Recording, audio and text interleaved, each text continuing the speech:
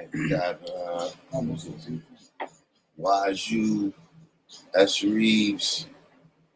L7 is new. We from L7. L7 a lot.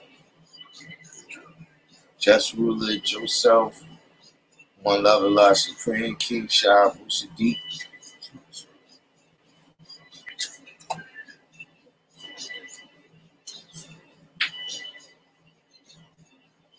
Cortland Powell.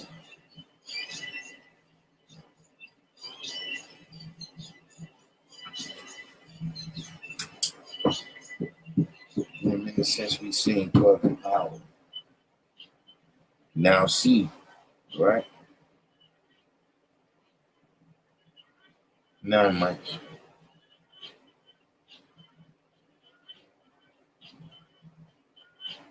Today, I figured we've been dealing with current events for a couple weeks now. Current events have been very pertinent. All right, Jasim. So we start off with some questions today.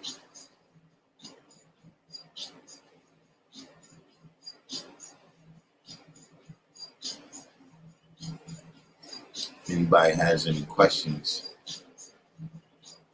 a couple of brothers keep saying they've been studying 120. Peace.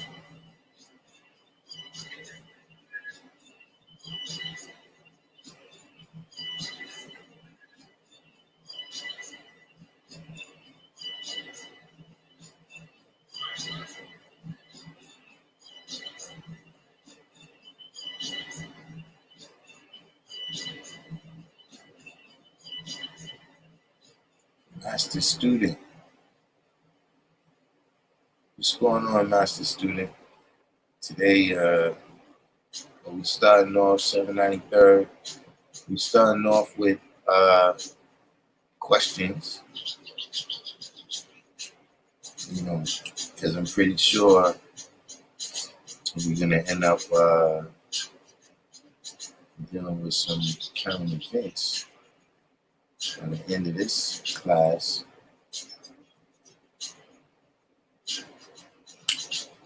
So before we get into that, we're seeing if there's any questions about what the brothers and sisters have been studying,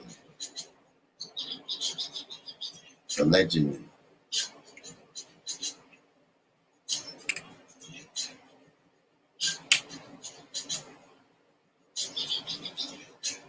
Driving up north to see your pops. Good idea.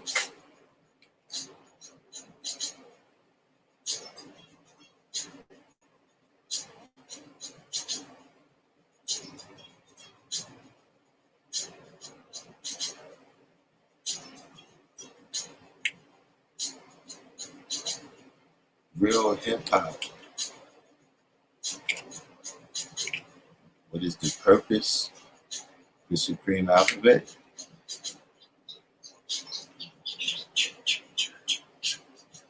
Communication.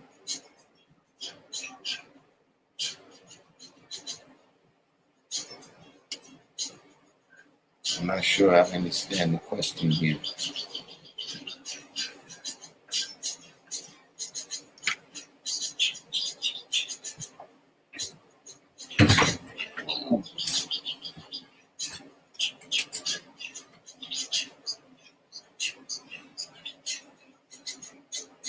Wow. What is that clear?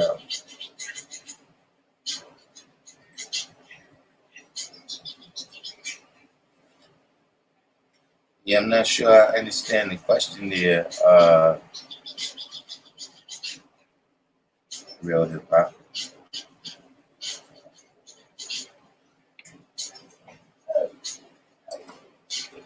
Purpose of alphabet is communication.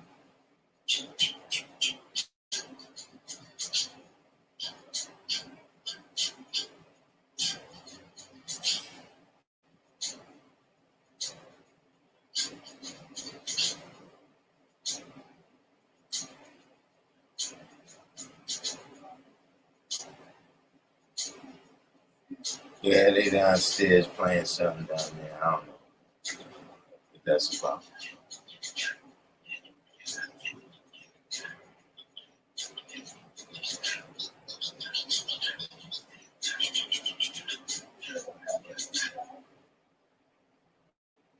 136.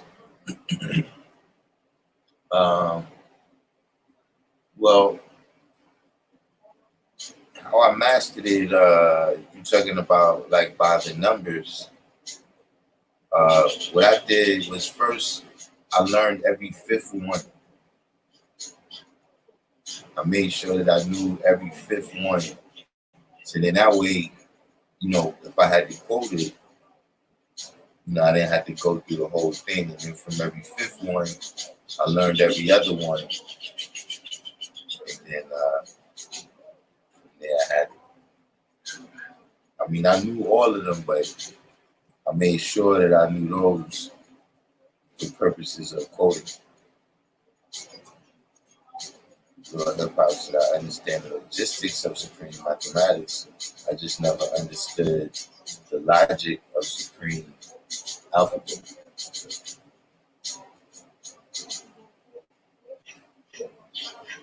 Um, well, it's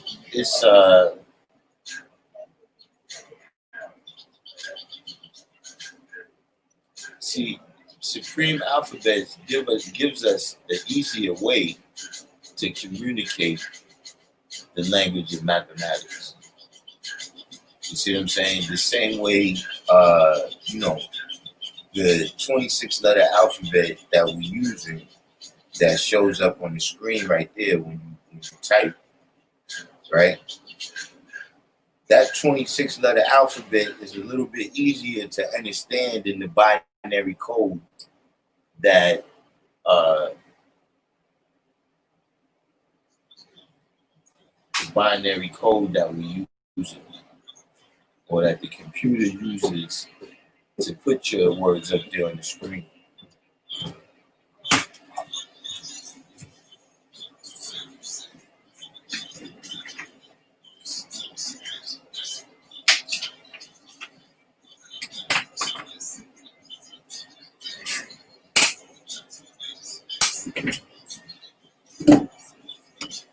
That sense that there's not a list that can cover all the things that can make you other than yourself. Is there a shorter list of things that can bring you back to yourself?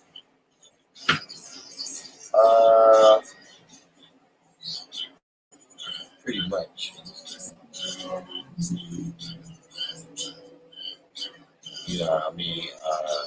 Nothing else is going to bring you back except the knowledge of who you are.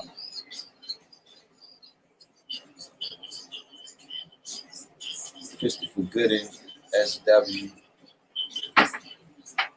how do you communicate with Supreme Alphabet?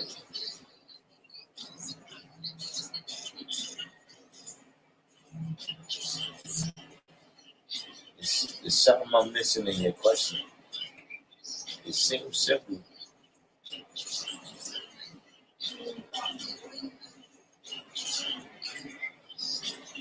Uh,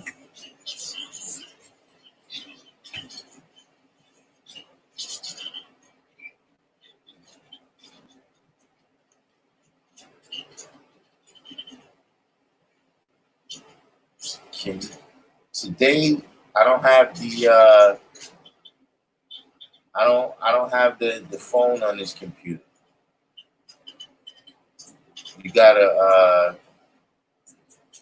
You gotta use the what's the name today?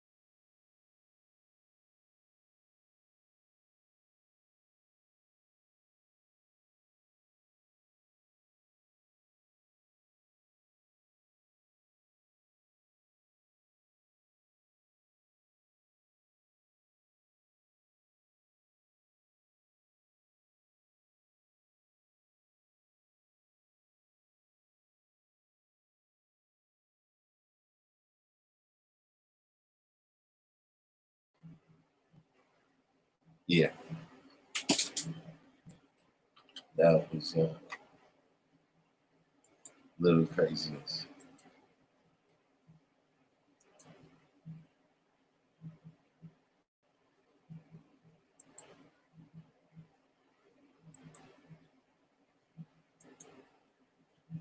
It's your real hip hop. You gotta come on to what's your name this time.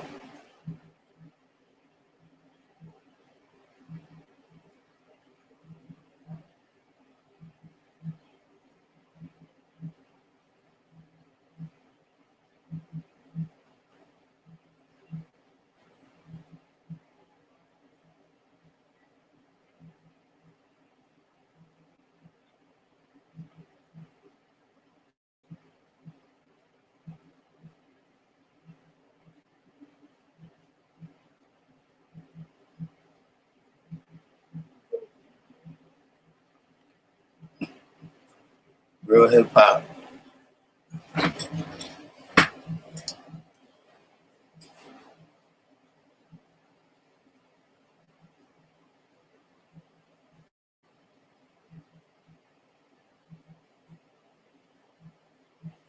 No, I only caught one question. Real hip hop. What was the other question?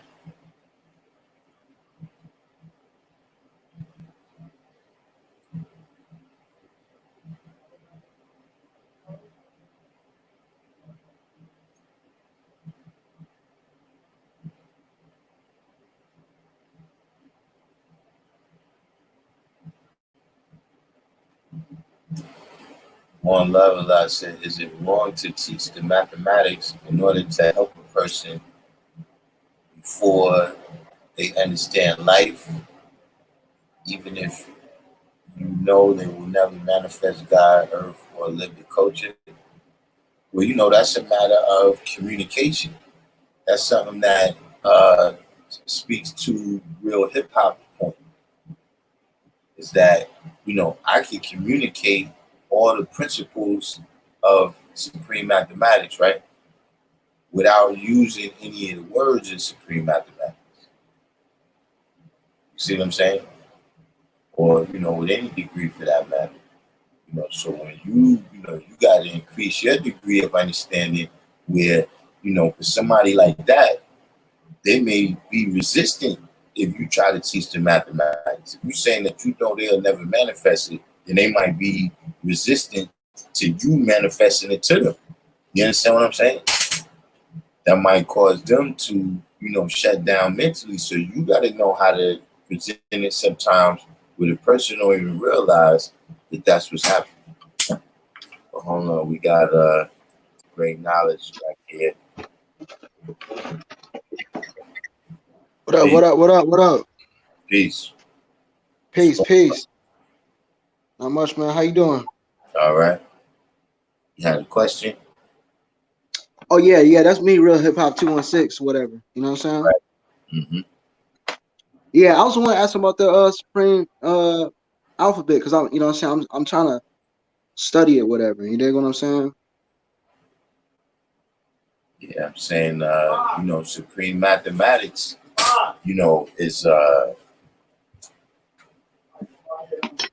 is it's concepts.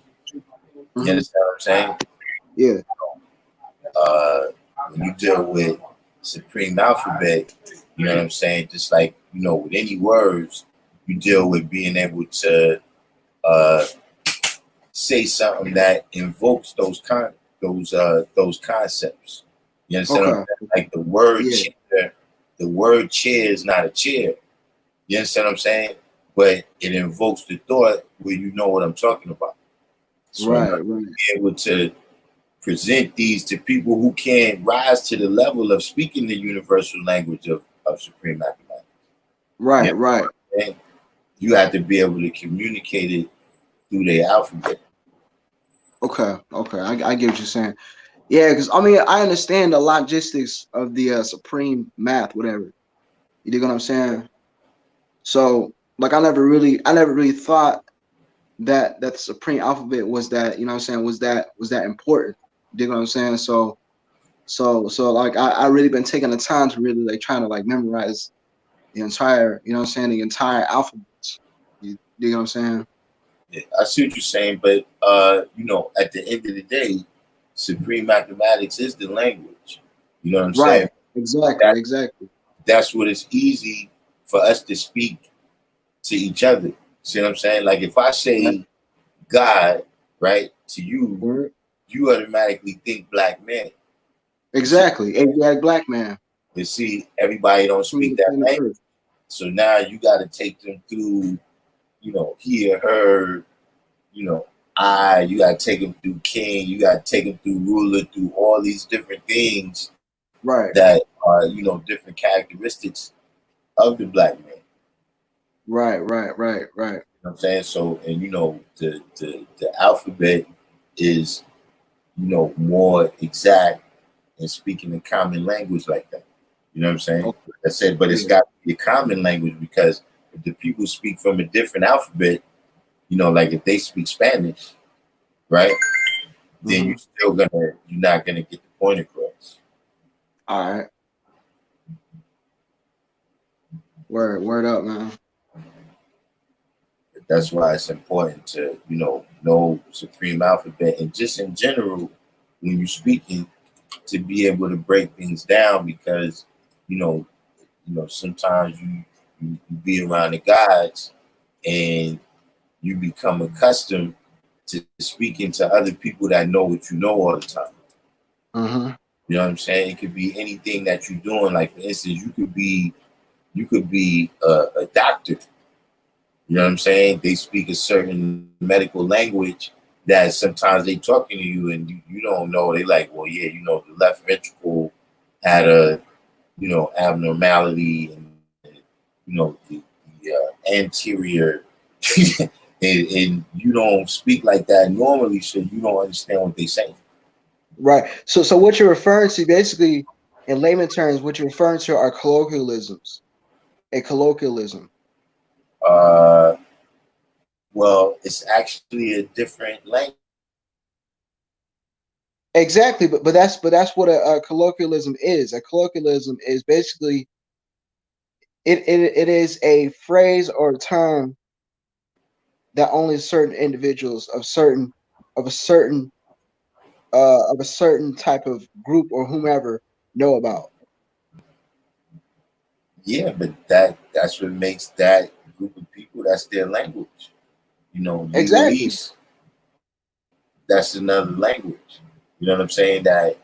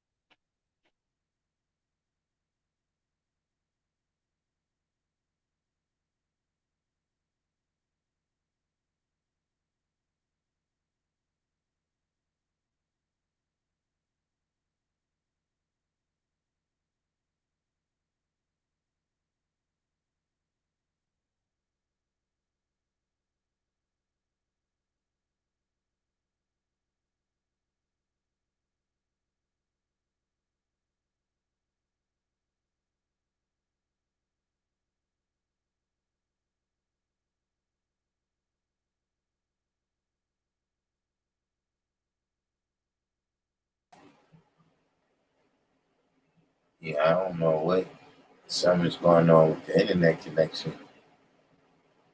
But they've been having trouble with all this connection stuff. So I don't know what's going on. Yeah, the internet. I don't know. Find truth, but getting back to what I was saying, whatever group of people, they have a way that they understand each other. That's their language.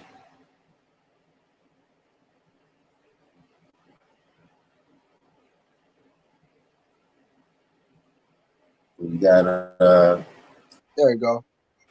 any, any- anybody else? Anybody else got any questions out there before we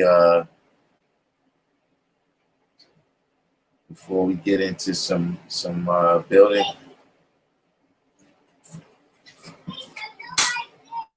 One Love said, I asked because I know a few guys that want to learn mathematics. They asked me to teach. Born you truth, they still want to function in their street affiliations. They want to learn to be righteous in them. But see, you gotta meet people where they at. You understand what I'm saying?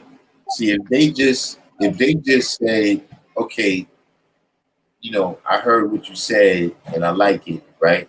Oh, And they put down their gang stuff and they pick this up, then that's just religion. They gotta see it for themselves. You see what I'm saying? Listen, everybody that you meet, just in general, right? You know, uh, amongst certain people, Allah might have a certain kind of image. You know what I'm saying? But the fact of the matter is that he never was a criminal. You know what I'm saying? He was a military guy. You see what I'm saying? But yeah. see, like Smoke Dawah was saying the other day, he didn't judge the babies on what they was doing at that time. You see what I'm saying? You can't judge them based on the knowledge that you have. They got to be able to Word. understand for themselves based on the knowledge that they have. Ooh, You see what I'm saying? So, you know, yeah. right now, that's that's the best they can conceive Yeah. of in their mind. That's the best they can conceive of in their mind is that all right, I'm gonna be me, but I'm gonna be righteous and I'm gonna have this kind of knowledge. You see what I'm saying? But what I would also say on Love Allah, right, is don't sleep on the power of mathematics. Don't sleep on it. What a difference is it'll make when they know what you know. Now I'm not saying to give them the lessons, what I'm saying, and all that, but I'm saying that as you expressing the principles of it, you see what I'm saying? As you expressing the principles of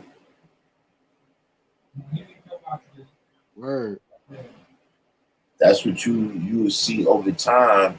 You know, you don't have to go into the lessons and all the different understandings, but it's different things that occurs throughout life, right?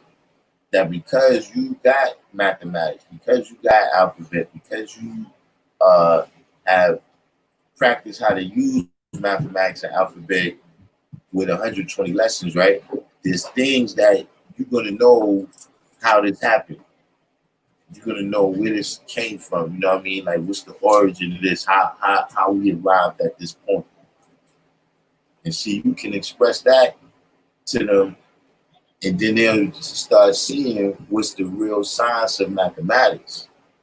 You know what I mean? How it's able to draw up, how it's able to draw up relationships between everything in the universe.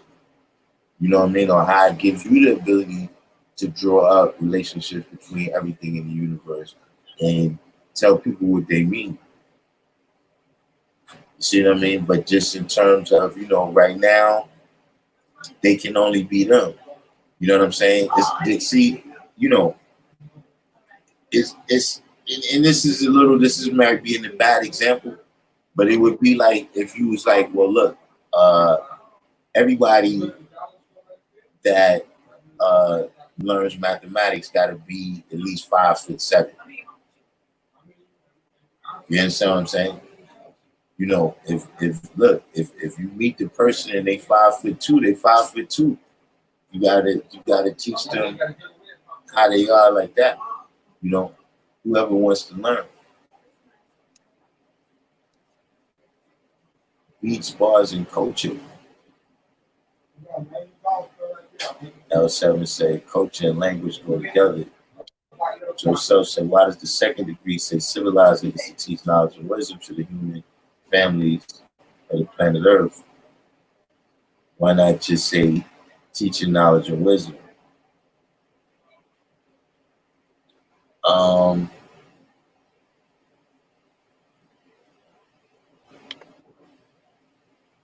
well, I would say because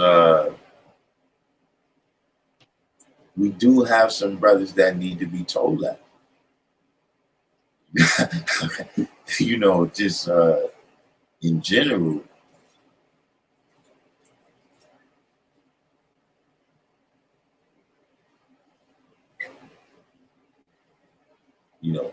some brothers need to. They don't have a firm grasp on who we're supposed to be teaching.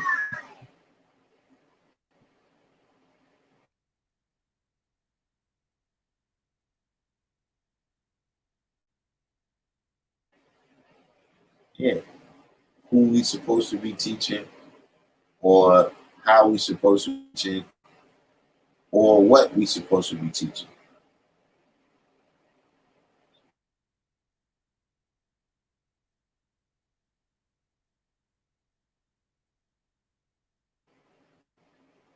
What's going on with this internet today? SW make a good point right here too when he said,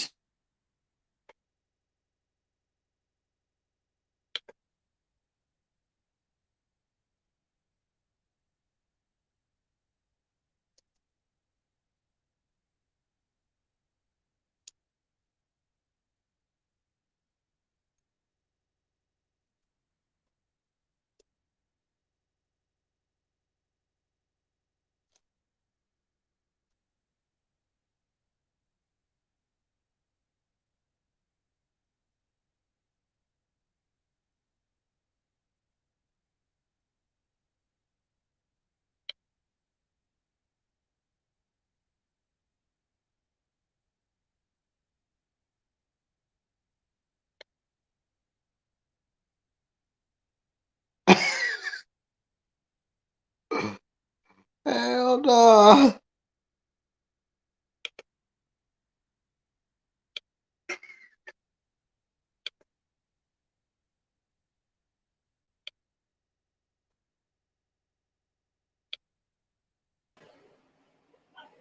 yeah, there you go. yeah, I don't I know what's forgot. I forgot still live. My fault. internet. Yeah, internet is horrible over here today. But That's that Yaku. He something. fucking with the internet. But SW makes a good point right here when he said teach them anyway. They might not join the nation, but they will be civilized by application. You know, uh, that is another science. Is that some people you're not going to get them all the way to 7. You might just get them from 2 to 5, and that's all you can do. Because see, we say that we give people the knowledge, but we really bring it out of them. And sometimes there's no there. Goofy crap. Beat your head against the wall. But I'm saying, like, look, I'm not sure what their affiliations are. You know what I'm saying? But look, you know, what if you could get them to, stop shooting up the neighborhood? What if you could get them to stop moving their work, during the little after school time or whatever? What if you could just get them that high? You know, like SW was saying, that's still a level of civilization. You still did your duty. You understand what I'm saying? Because you can only take them up to 6 anyway. See what I'm saying? They can only see God in themselves and manifest it and live it out.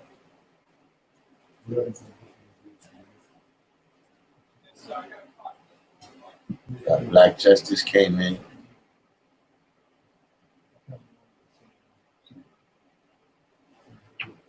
God Cypher Divine said before giving knowledge to anyone, he needs assessment must be a needs assessment must be performed. People can say they want the knowledge with a false understanding of what knowledge really is. Yeah, but I mean, a person cannot possibly have a true understanding, right, of what the knowledge really is before they get it. Before you have to get it. You won't have a full knowledge of what it's like to be a doctor, a lawyer, a carpenter, whatever it is, until you actually, especially when you're dealing with this side, where it's like, look, what we give you on the paper, that's just the basics. There's still a whole level of understanding that can only come through wisdom. And by that, I mean living it out. But in terms of, yeah, a needs assessment, some people, they come into the knowledge and they already know history.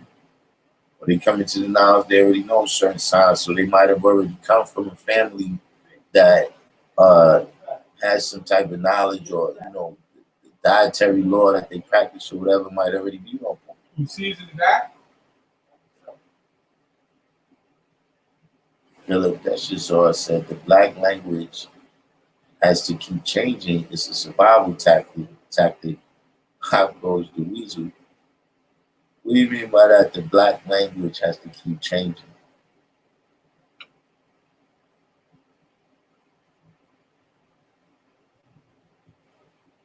Yeah, we need to hit the each one teach one. Hit the like button, man, because you can see it's technical difficulties. Yeah, I got the haters that's gonna hate.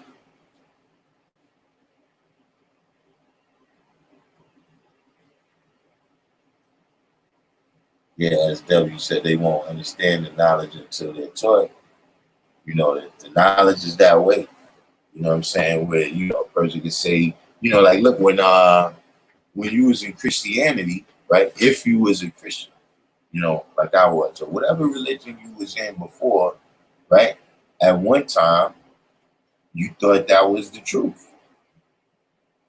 You understand what I'm saying? But as you continue to do the knowledge, you see that, you didn't see it as the truth.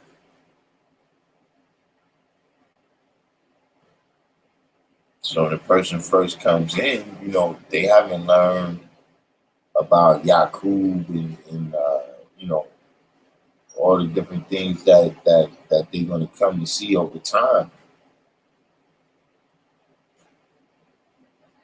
See, when they come to see over time, right? When, like, for instance, when you start teaching them about the science of Yakub, not necessarily that story, but dealing with the principles that's in there, and dealing with the colored man, how he's still living rules and regulations that's not mentioned in that lesson, and rules and regulations that are mentioned in the lesson. So when you start letting them know how, all right, yeah, I already knew this was going to happen because I know his nature.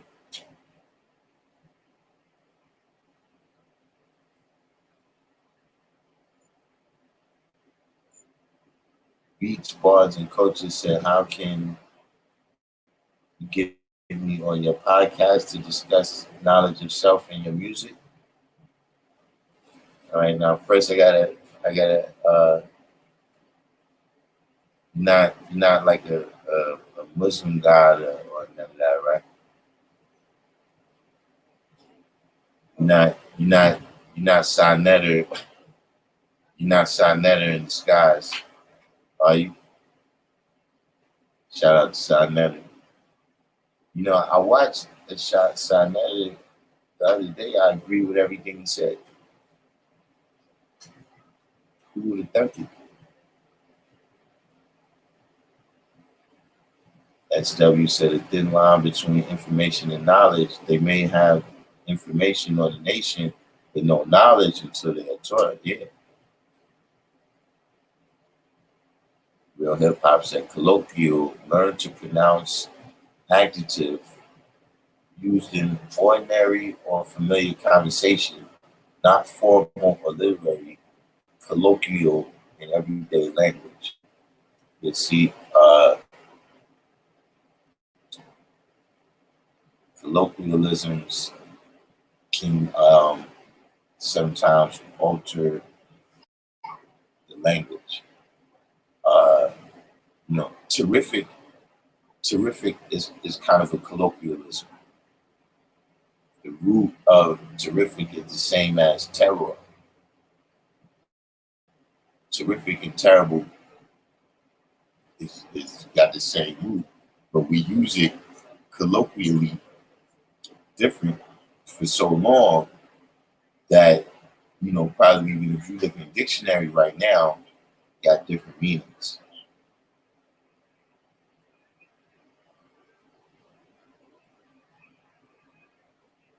You used to come into my classes since 9/7. You do a show.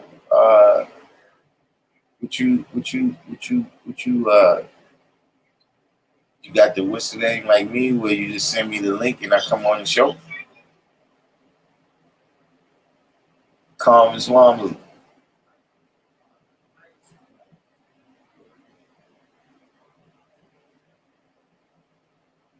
Yeah, cause I ain't going on none of the Muslim guys shows. Did I tell y'all that one of the Muslim guys said he wants to go live with me?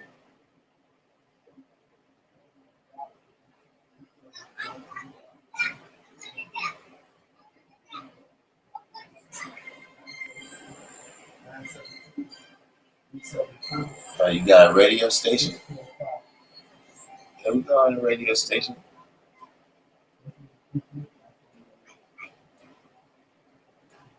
So what? I call in.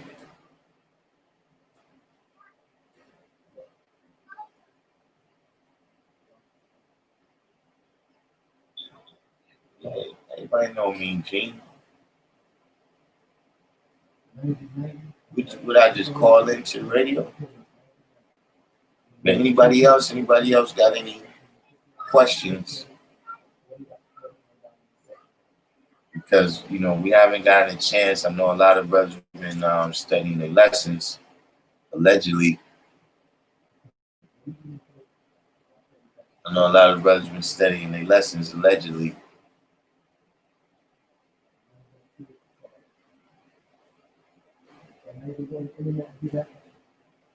Or you was on God?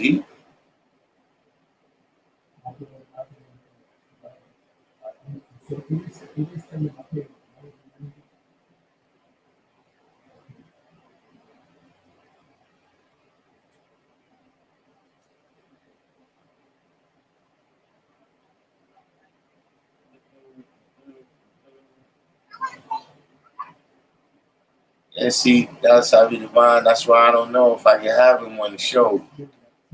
Because that's why I'd say I don't know. He don't know about Side Rally Smoke Squad and all that. He come on here, things go left with y'all.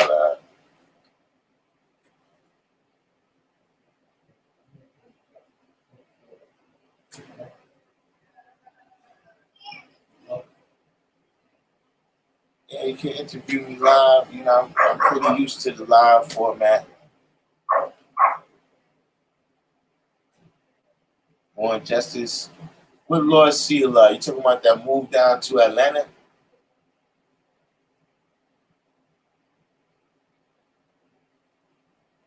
Somewhere down in Georgia or something.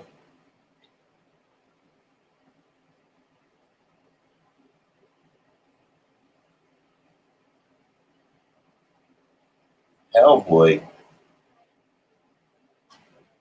What's going on with you, Hellboy?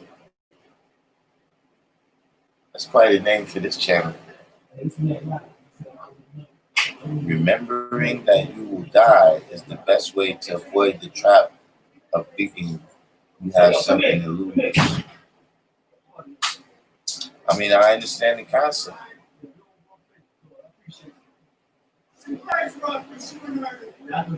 I understand the concept. What made you reference? What made you reference that point right now?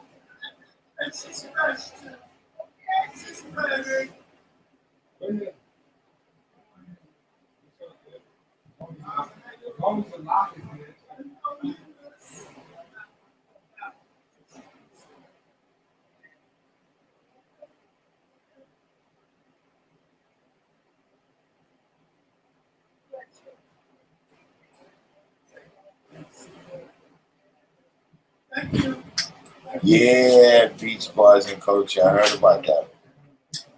He got in a motorcycle accident. You just came on to drop that. I guess Hellboy just came and dropped that one jewel on us. He doesn't care to expand.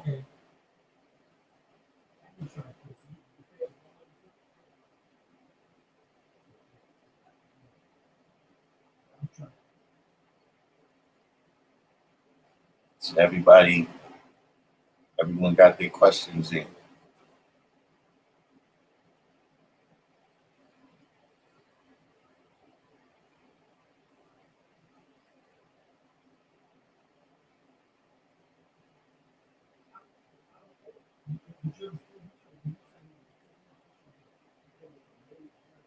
Hmm?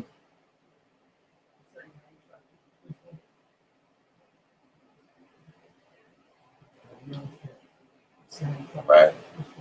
Like justice quakes are caused by the son of man experiment with high explosives.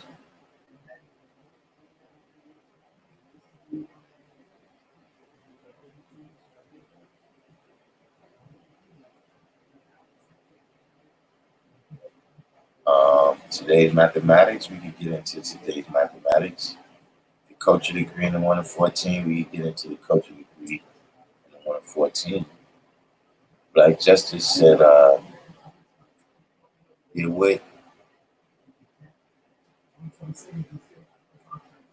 is this? Is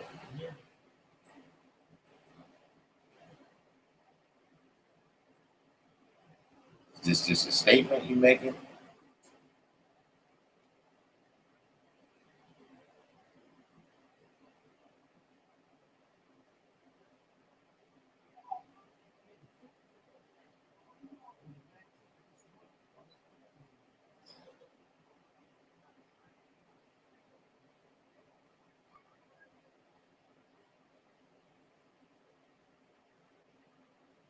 Finally got the culture degree on cap, all right? Somebody's been studying more than allegedly.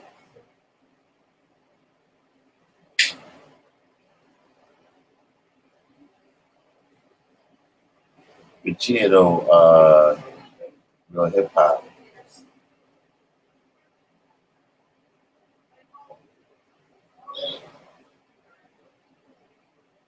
Oh, is that you saying is that literal when it says earthquakes is caused by the Cinnamon experiment with high explosives?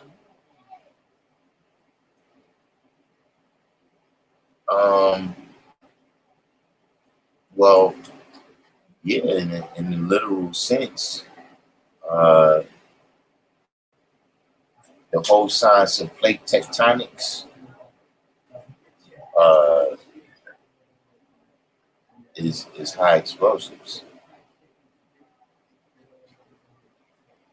Just on that plane, just like the water being drawn up and down. On that plane of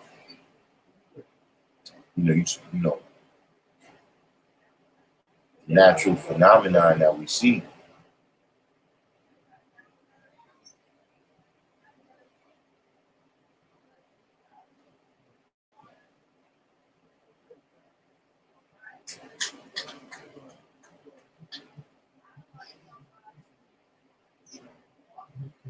Is that your question? But yeah, real hip hop. Uh, you know, through my knowledge, you see my equality.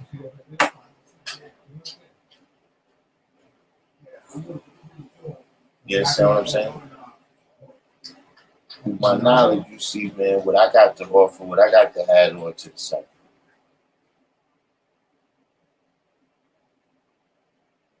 Then you would see how I live it out, who I am. You understand what I'm saying? Now that I'm God, of course, that's who I am. That's what I manifest.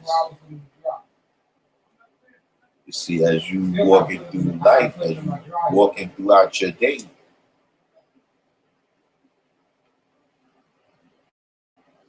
through their knowledge, you will see their quality. You know what I'm saying? If you know what their foundation are, if you know what their foundation is, who they are from the very root of all things, then you're gonna know what they got to offer. You understand what I'm saying?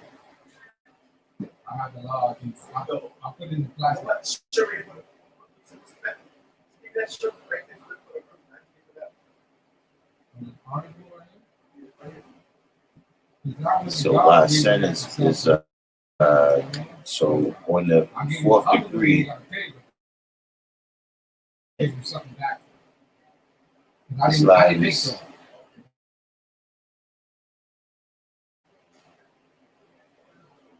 okay, now it's getting on my nerves.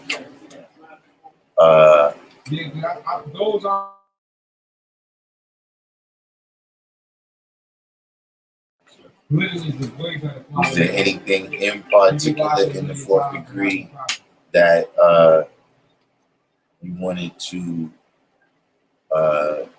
build on?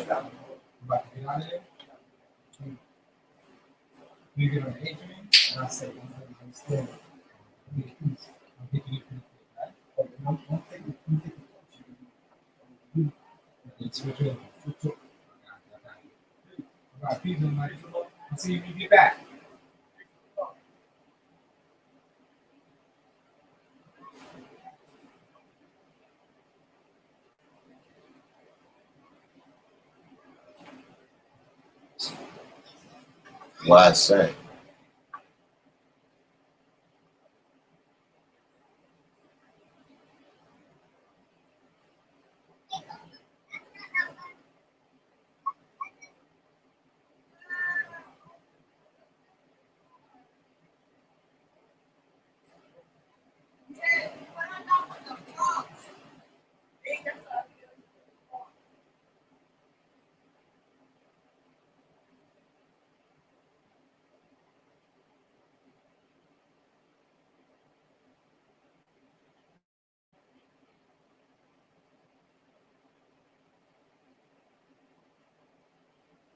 Still got love in the building. But why, sir, was there a particular aspect of the coaching degree that you wanted to build on?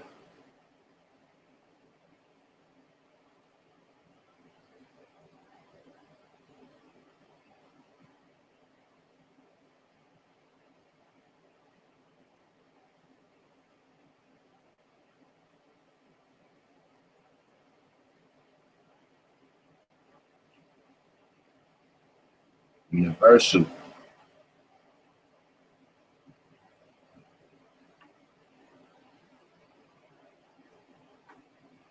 My son must be on a delay.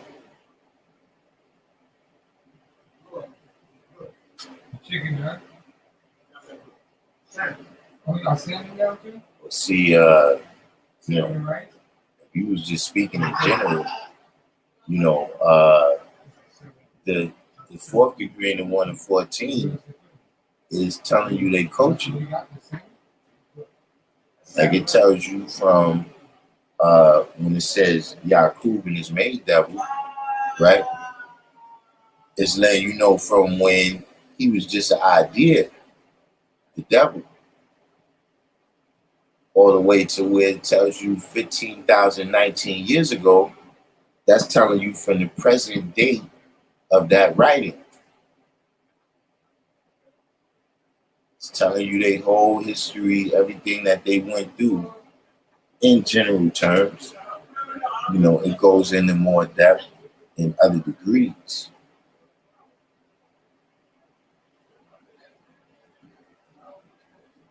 That's telling you about, you know, that culture of people and their way of life. You know, how it developed from the foundation. But yeah, Universal, I'm to the goods over here. We having a little technical difficulties with the internet, but other than that, we good. Fly phrase.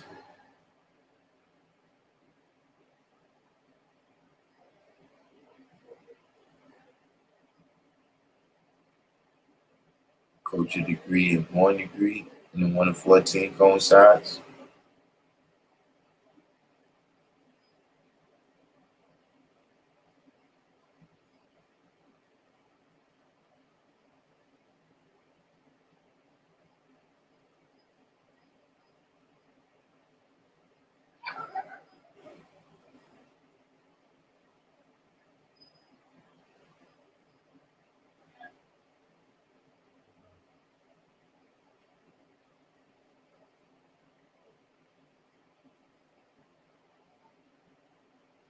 All right.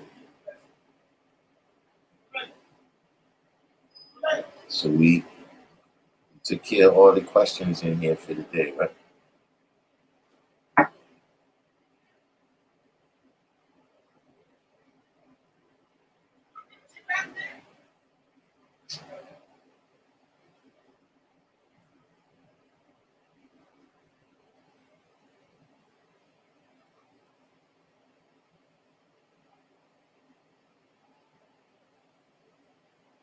The culture degree and the born degree. Well, yeah, the born degree is going into uh more details. That's what happens in the lessons. As you go further on, like you first get 196,940,000 square miles. Then you get 57,255,000 square miles of land, 139,685,000 square miles of water. You know, then you get the Pacific Ocean, the Atlantic Ocean, the Indian Ocean. So you continue to go into more details. See what I'm saying?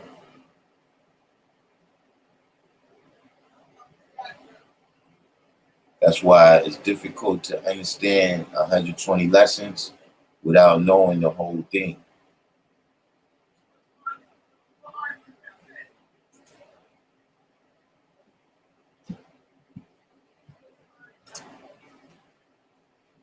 Yes, it's telling you the basics of how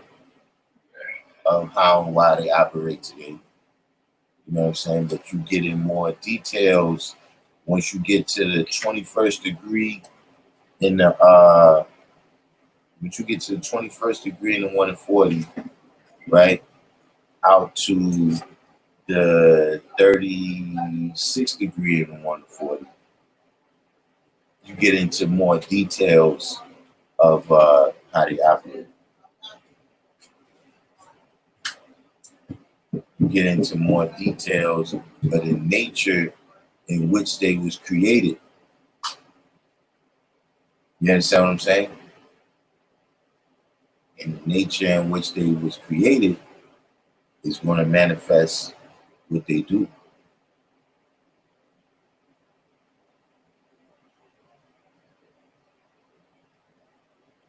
He said, how do you show and prove wasteful land?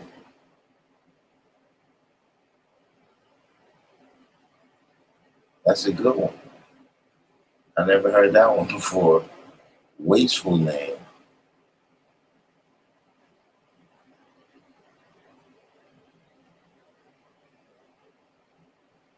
I suppose that would just be, being a dummy.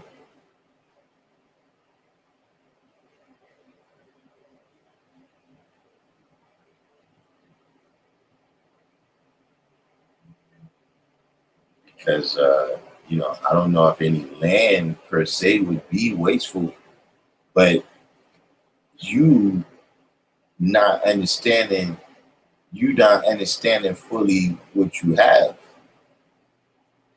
You understand what I'm saying? When you don't understand the wisdom, and you're frozen upon that land and you're not using it for what it's supposed to be for, because you couldn't figure that out, you know what I'm saying? Then that's wasteful land right there. You know what I'm saying? Like when people say, look, you wasting oxygen right now, right? Why sense of somebody who wastes their potential? You know what I'm saying? So the person might have a degree in something, or they might have knowledge in something, or some type of skill. You know what I'm saying? And they not using it, not for what it's supposed to be for. Well, yeah, it's the best part, but it becomes the worst part for them because it becomes a hell that they living in.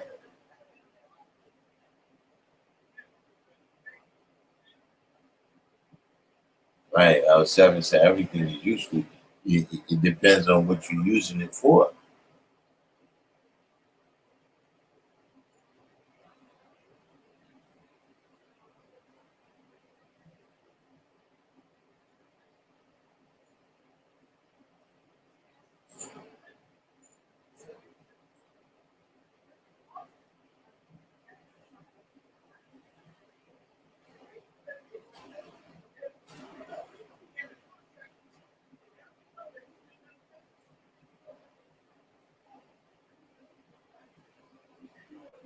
Kim Salam. All right, so now that we had a little question period, right? Uh, let's take it to the 136.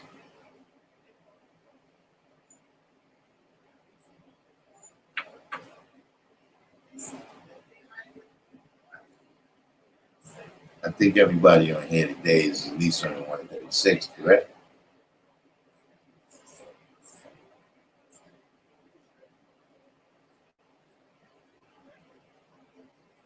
I want to deal with how today's degree in the 136 coincides with the current events that we see around us.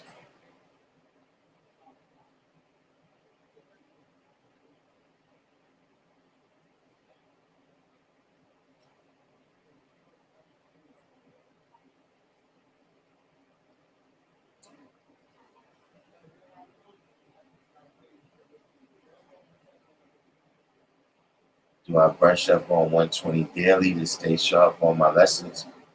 Um, well, I mean, I go through my lessons, you know, but to tell the truth is building. You know what I'm saying? Uh, the lessons is definitely something that the more you give it out, the better you keep it. You understand what I mean? At least on a verbal level. Not saying you passing out copies, but you know, it's definitely one of those things that the more you give it out, the better you can keep it.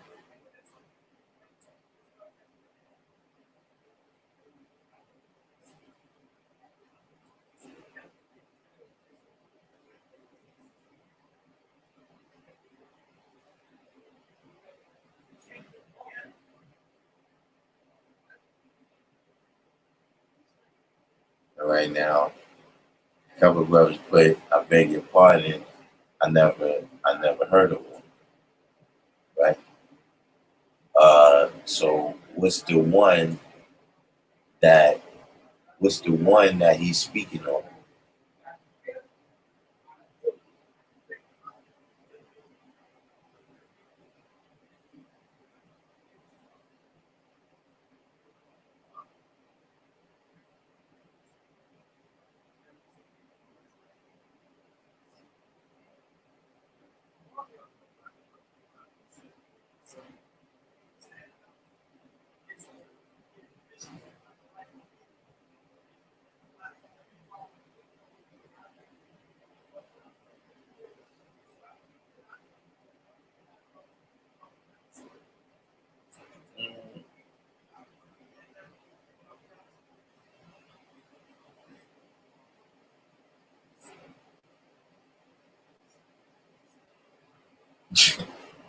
L7 said, for example, a good cop working for an oppressive organization.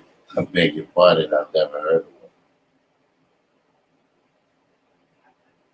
Right? The person that he's never heard of was a Muslim that's other than righteous.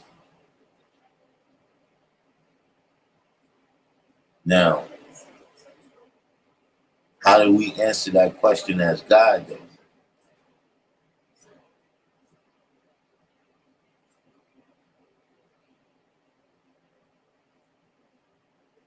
Like if you have to write that, like see when we looking at 120, right? That's the history that Elijah wrote. So uh you can take those 100 questions, right? And answer them for yourself.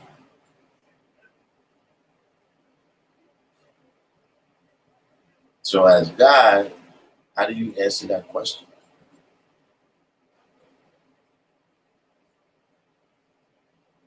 Well, that's what I said. In today's current event, that one would be a righteous officer.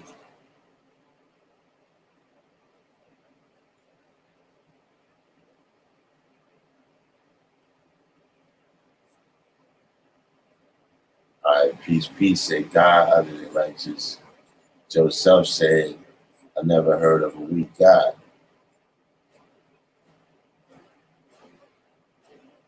Universal said applying your everyday lifestyle.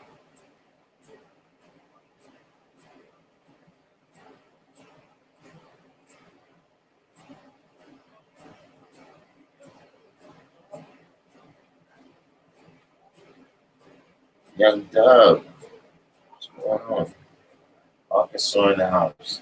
What's going on out there in Arkansas? I didn't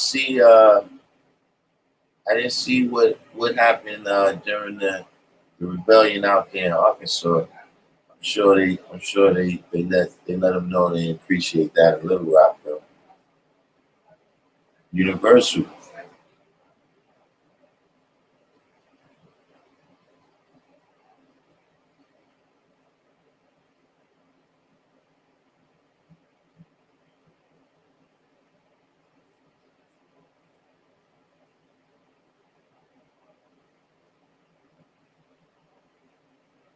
But so everyone, this is enough answers for everyone right here. As God, how would you answer that question?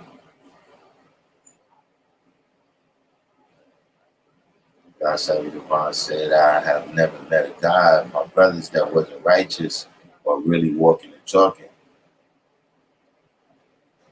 Young Dove says same as everywhere minus the looting and thefts. Yeah, they did a number on him out here.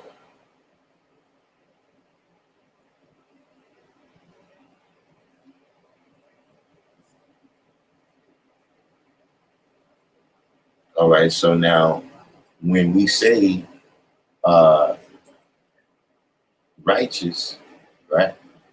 You know, everybody that was kind of a theme right there, right? When we say when you say you never met a brother that wasn't righteous, right? And the things that he's walking and talking, right?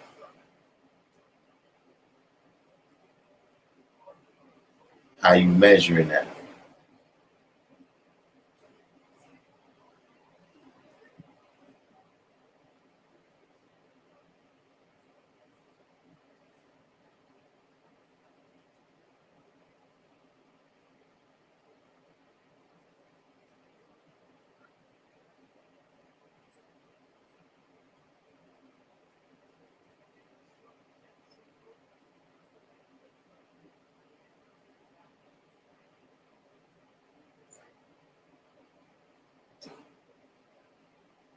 Well, so let's get into the 136. We kind of in the 136 right now.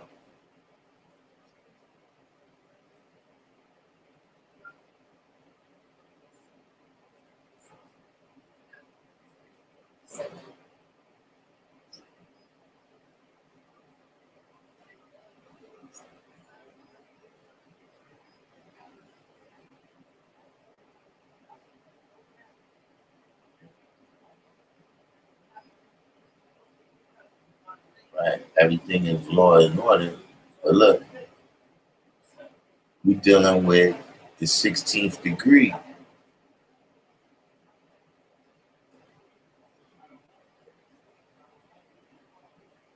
So it says, I beg your pardon, I've never heard of one, right? Now you look at the 1 to 40, who is the 5%,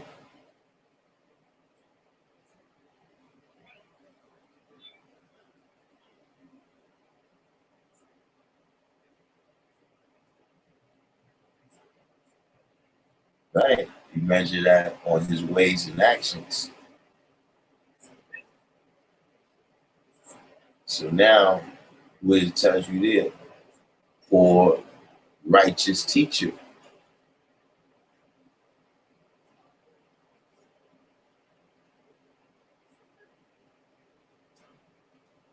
Asiatic mathematics of being righteous to me is being just and rational at all times.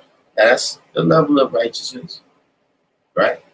But uh, you know, righteousness means to do things the right way.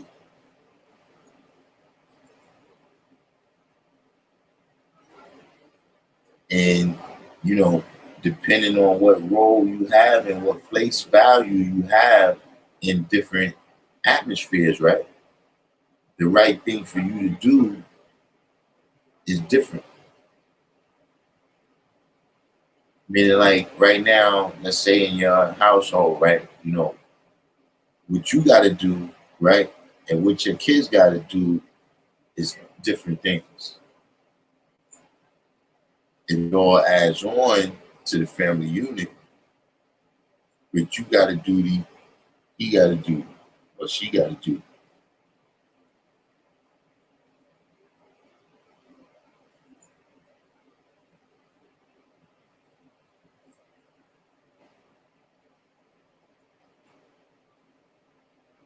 So continuing with that same idea right there,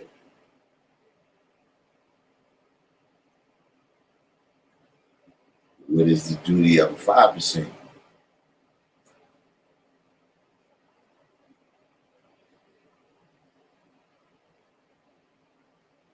To become and remain civilized and to teach civilization. So now, like I said, to bring it all the way back, right? Full circle, right? Of how this applies to the current events that's going on right now.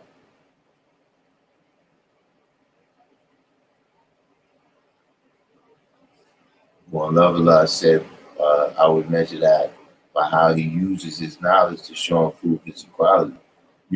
And what we're building on right now is related to your question too, One Lovelock,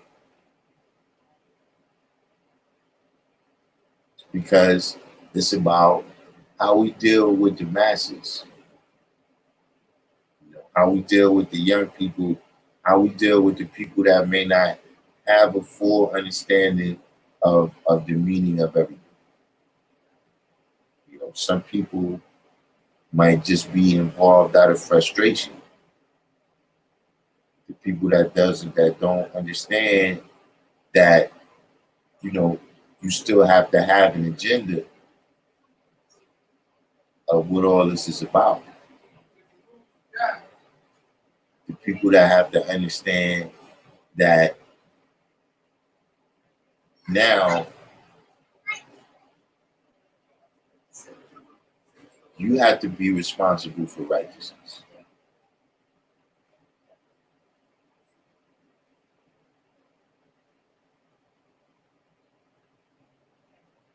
Meaning, the amount of laws, right, that I might want passed or that you might want passed, right, in the terms of all this reform that they're talking about, right?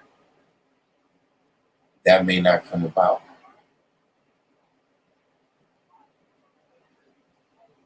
But you got to be responsible for your own righteousness in more ways than one.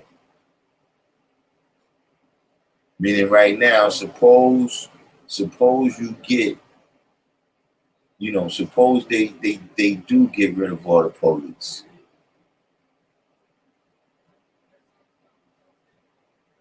Then we have to show and prove that we righteous. Or what happens to the social equality that's born from that anyway? What happens to it?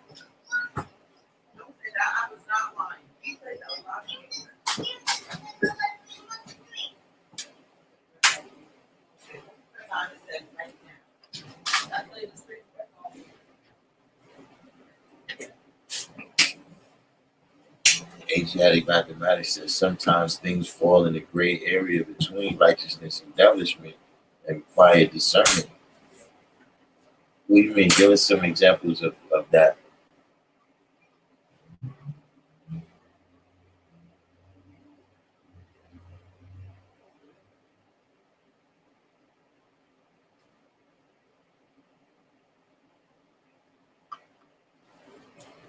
Good and bad are two polarities, but sometimes this perception is not as evident. For instance, what if a man steals food, but he didn't, but he did it because his baby hadn't eaten for 2 days? Um, I mean, it's really just two different things.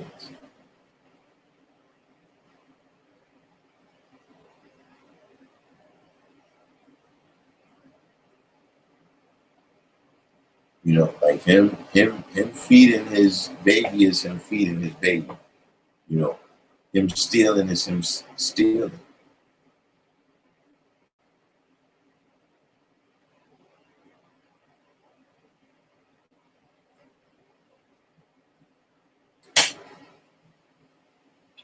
SW said equality balances the scales of justice. It's only right and wrong.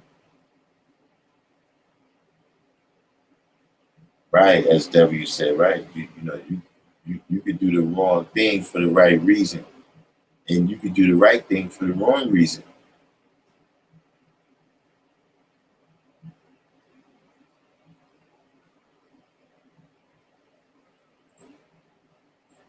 Yeah, yeah. Wrong is still wrong. It's still a separate thing.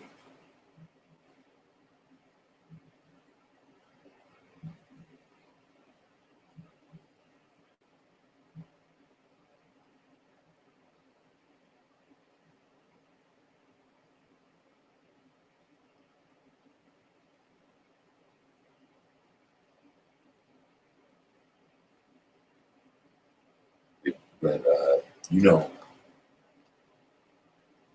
you're seeing that the questions are becoming tougher and tougher.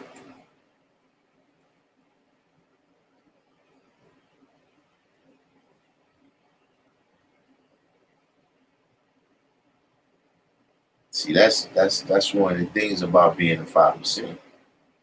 And you going out to teach. They continue daily to upgrade the establishment and how it's delivered to the people and how it's used on the people. To see the first thing, the George Floyd situation was a no-brainer. You know what happened about that and everything. All of that was, that was on a no-brainer level.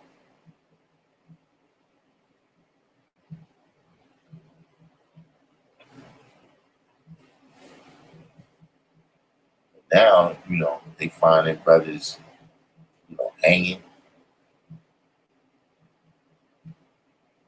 You got individual that the Capitol Hill autonomous zone.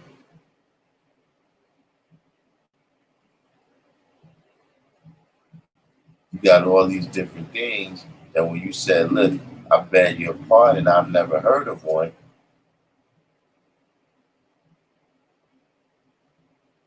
If you won, then you really got to get into some action right now.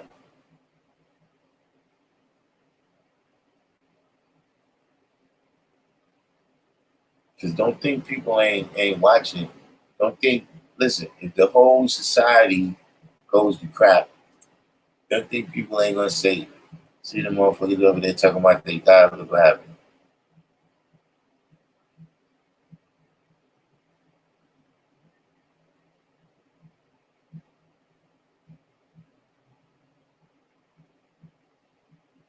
So that's the real deal.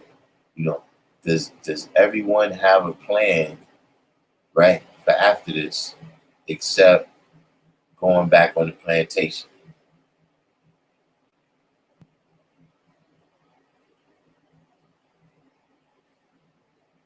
You know, are you just waiting for the schools to open back up and your job to unfurlough you?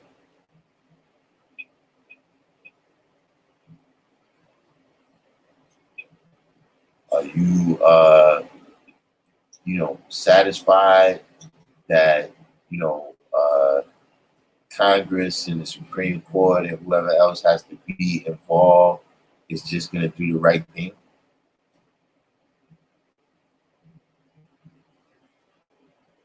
And whether they do or they don't, right? What are you going to do about it? Like if they do the right thing, right? That don't necessarily mean that it's going to mean nothing for you unless you take advantage of it.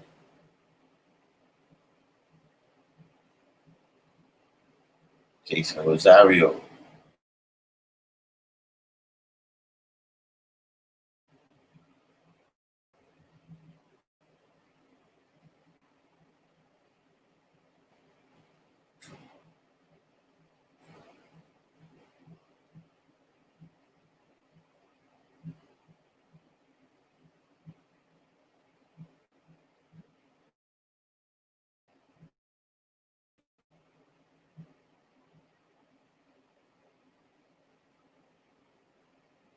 That's what you got to have a plan, you know, and see not just for yourself, but for the community.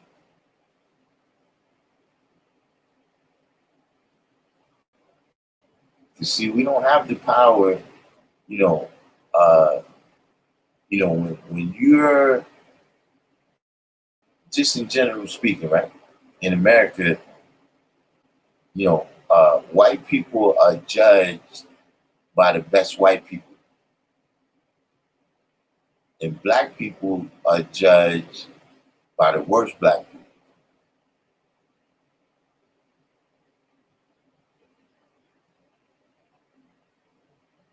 people. Like you could be a scientist, right? Like what's my man name that work at the planetarium? The black guy. See, you could be him, right? And still, you know, uh, go through the same trials and tribulations, as any criminal because that's how they see you.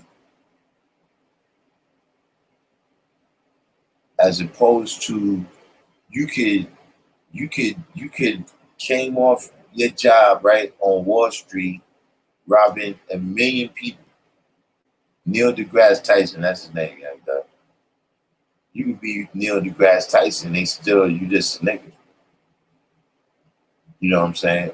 Whereas you could just left your job on Wall Street and you just robbed a million old ladies. But you seen as just a good businessman. There's not gonna be any officers outside waiting for you.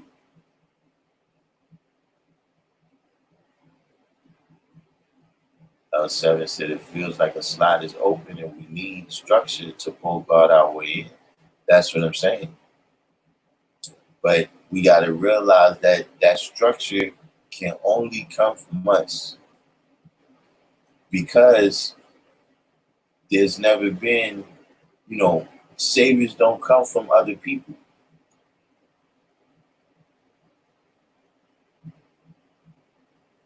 They might save you from the other oppressor, but that's only so that they can have the room to oppress you themselves. Nobody never saved the Chinese people that wasn't Chinese. Nobody never saved the German people that wasn't German.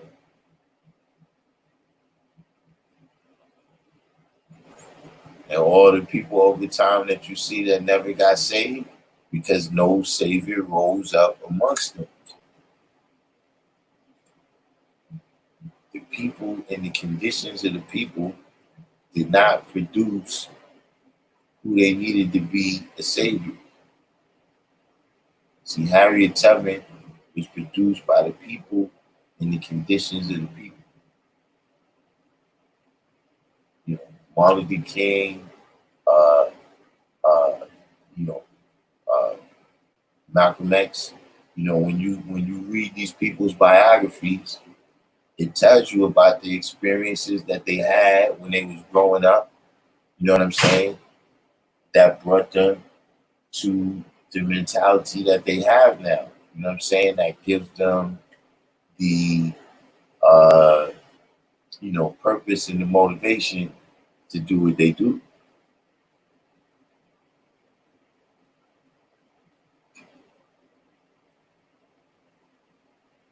So see, in reality, right, we've been saying all this time that we those people that have been risen up since 1964.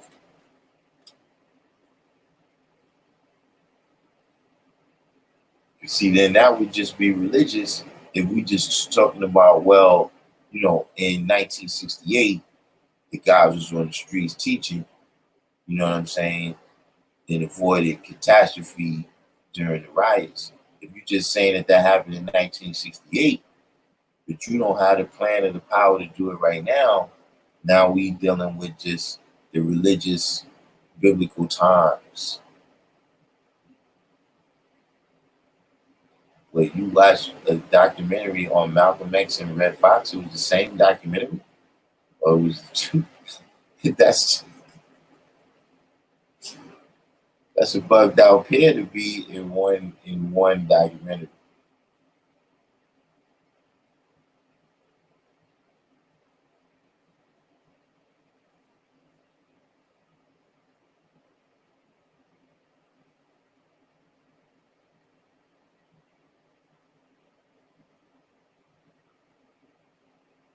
See what I'm saying?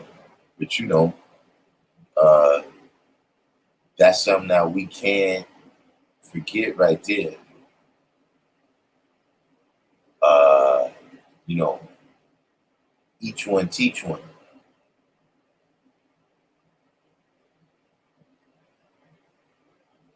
It's a documentary about how Red Fox and Malcolm X met. I didn't even know they knew each other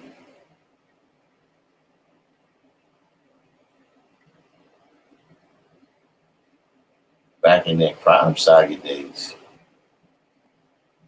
Listen, man, I don't know how y'all got Red Fox mixed up in this stuff.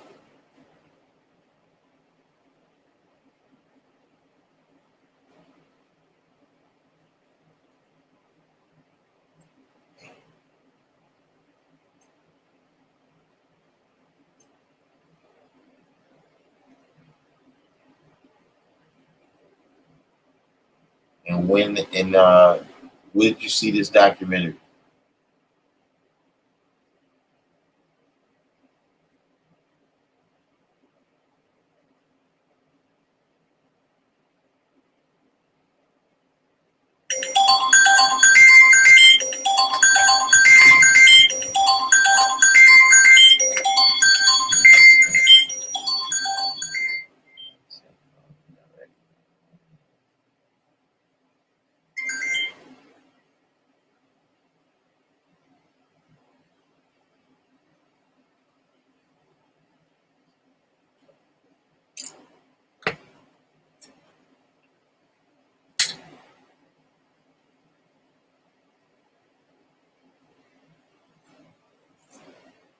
Asiatic mathematics said, "What do I think about the reptilian brain? What do you mean, like the amygdala? Or are you talking about that British guy? That what's his name? that said the queen is reptilian. Which you mean the amygdala? Red Fox and Malcolm X met back in the days when Malcolm was working at home doing dishes, and it is documented in the autobiography of Malcolm X. Right, David Icke, Jamal Gray. Yeah, which you talking about the David Icke stuff?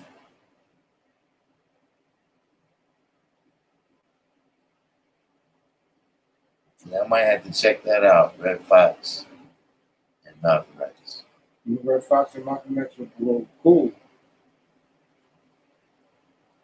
They were tight friends.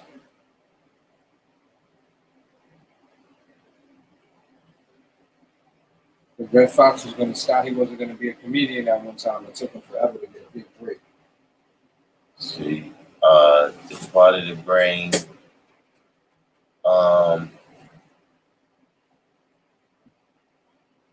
I mean, yes, it's I don't know about housing primal desires. I know fear. I think they said is in the amygdala.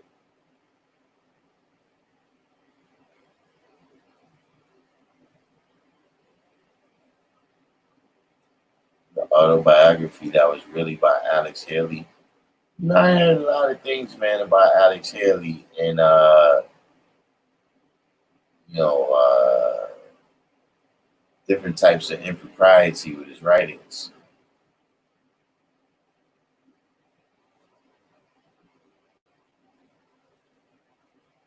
But yeah, in terms of the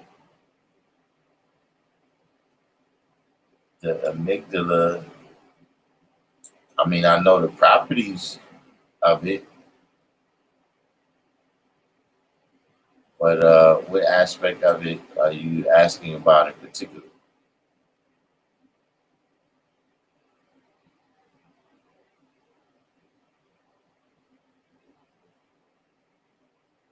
Universal said Alex Haley wasn't writing exact. But what leads you to say that about Alex Haley?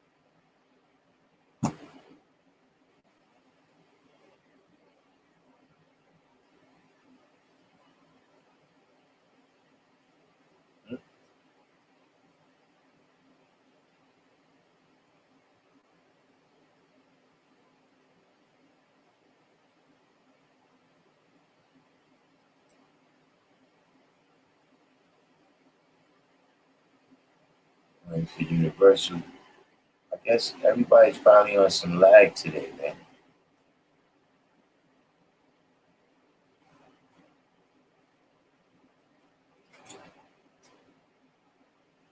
Internet is not doing good. Nah, I just asked, you said from you saying certain aspects of the book wasn't right, certain things that he wrote in the autobiography. Well, what I had heard is that the story in Roots is not really his family story.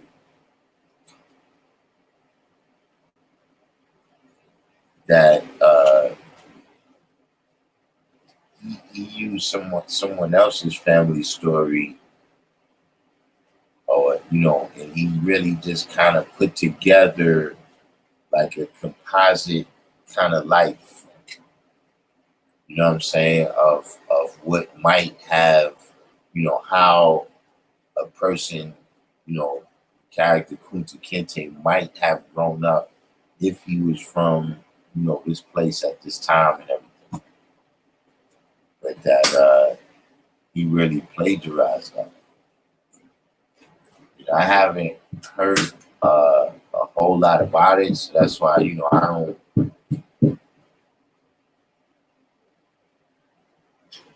But that's what made me ask you, what have you heard?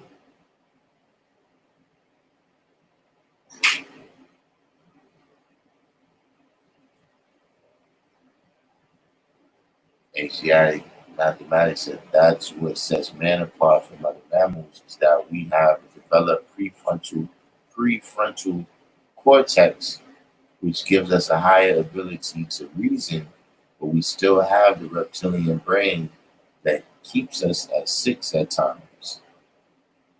Um,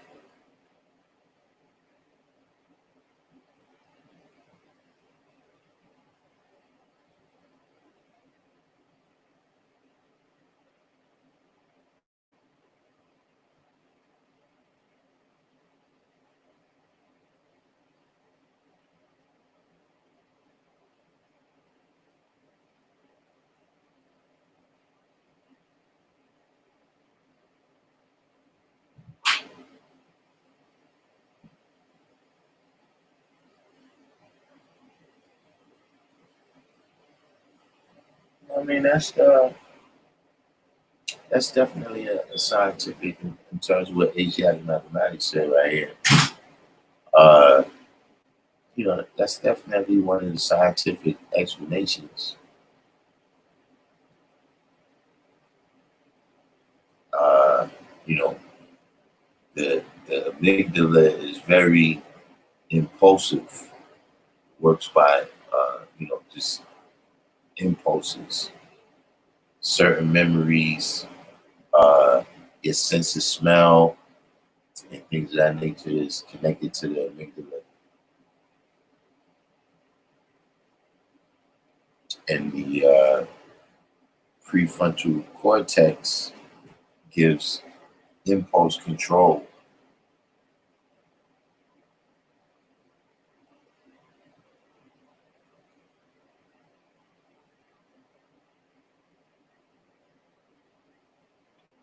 But when you at the level of the amygdala, though, you at the level of the amygdala, really the entire cerebral cortex uh, puts us at a higher potential.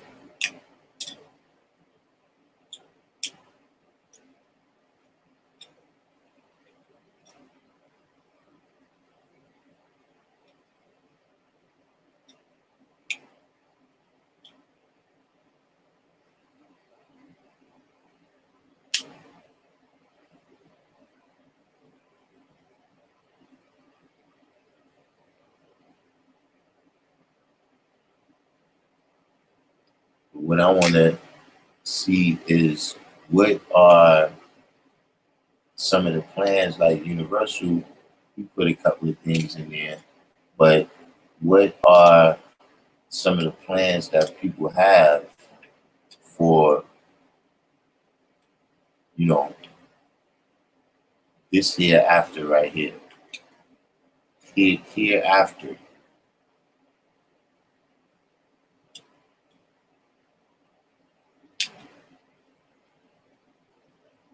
Like, clearly before Ahmaud Arbery and George Floyd, he was just kind of chugging along.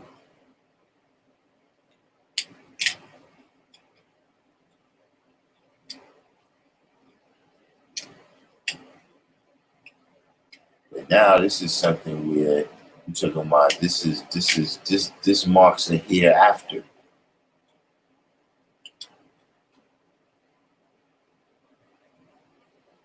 Where there'll be things that we mark, especially by this year right here.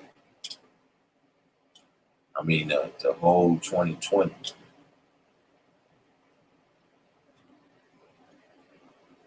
You see the way people interact, the social distancing and all of this, you know, This year mark the hereafter.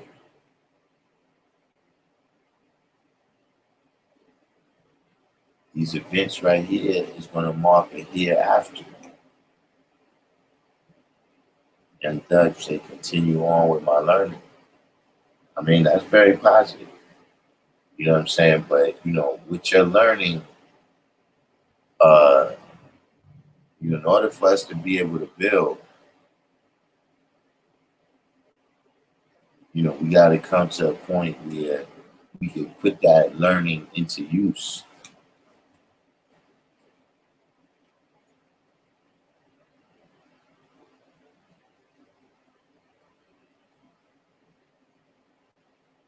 So even if you say continue with your learning, you know, you got to be able to apply this knowledge, you know, through other skills.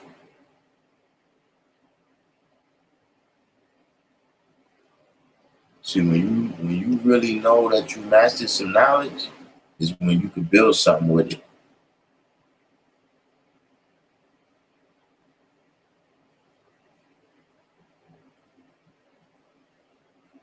See, a person could tell you they know all about cars. Could they build one? Could they fix one? Could they put that knowledge into activation?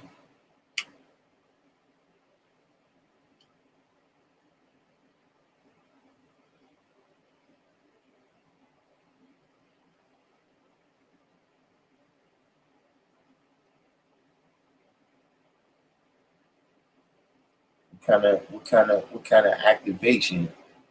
See, this is a part of knowledge of self right here.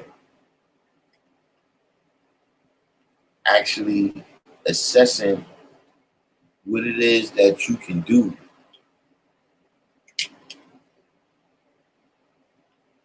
So that Universal 7 said, I know how to run a store as well. What it is that you can do, right, to show forth and prove your power.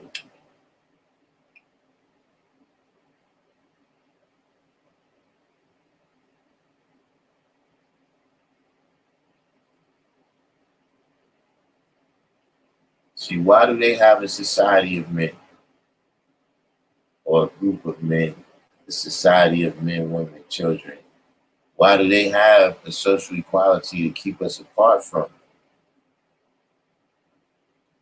Because they built it. And what's the reason that we're concerned that they keep us apart from their social equality? Because we haven't built our own.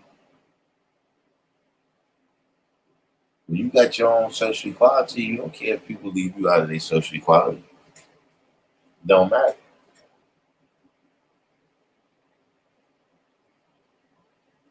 If they over there, you know, they drinking water or something, but you got your own bottle of water, you really don't want to be a part of their social equality. Yeah.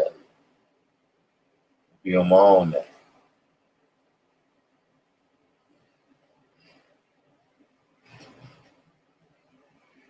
So we got to know and understand how to build the social equality, the economic equality,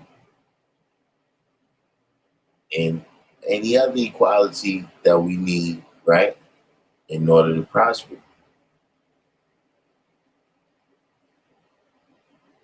See, Universal 7 is not so much that we got to separate, you know, like leave and go somewhere else. We just got to know and understand what the seeds are. We got to know and understand when the idea, if you allowing your idea to be grafted into their idea.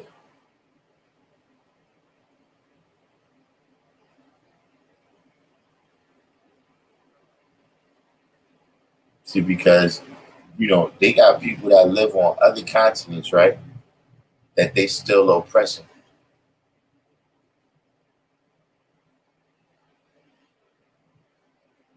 There's people right now in Africa and Australia that's still being oppressed by people right here on, you know, New York Stock Exchange, Chicago Stock Exchange, LA Stock Exchange, et cetera, et cetera. All over South America, you got countries that, different. We were just talking about the different fruit companies,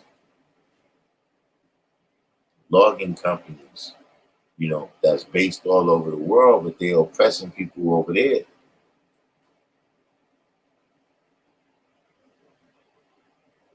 So that's why it really comes down to the idea, right? And not so much, uh, physical proximity.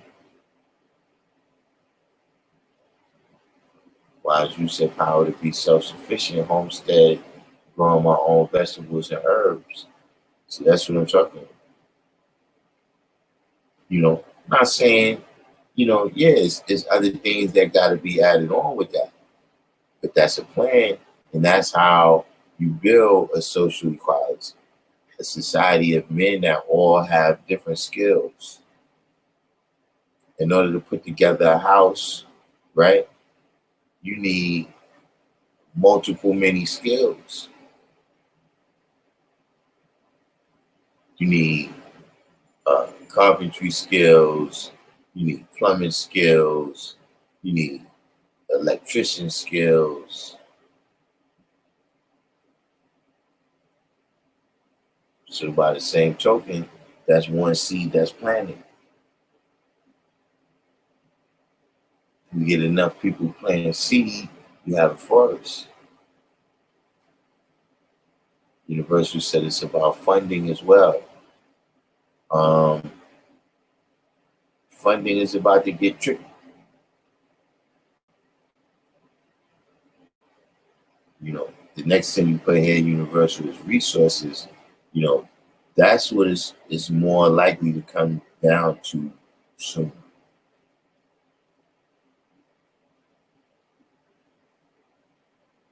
Because regardless to which idea, which outcome you think is more likely from this, money is in trouble.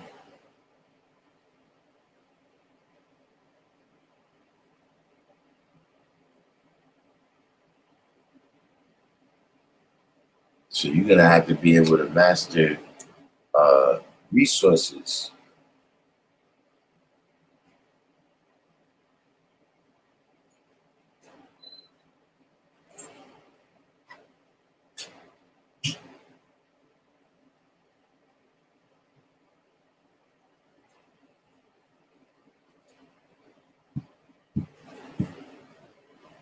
What's the rest of the people? We got quite a few people in the room, and not a whole bunch of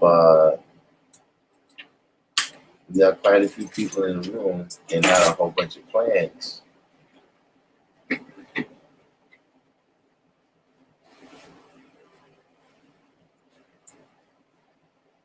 you ain't got a plan, you ain't got a plan. But look, you need to come up with one. Because whatever happens, we gotta exist here too. Our seeds gotta exist here too.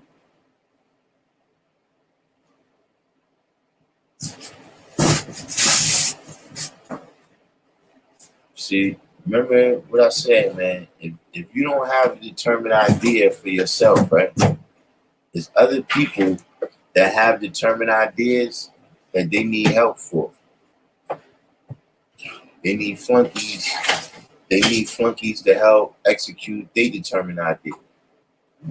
And if you don't have your determined idea, you end up being one of those flunkies in somebody else's plan.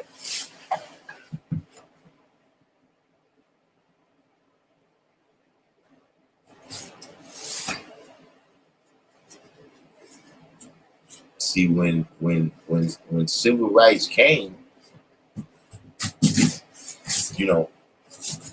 they had an agenda. And now we seeing the kind of the outcome of that agenda right now. meaning the way they deal with inner cities, all of this inequality that they talk about, economic inequality, medical inequality, all of that is the outcome of the agenda that was developed for how we're going to deal with black people after we end segregation.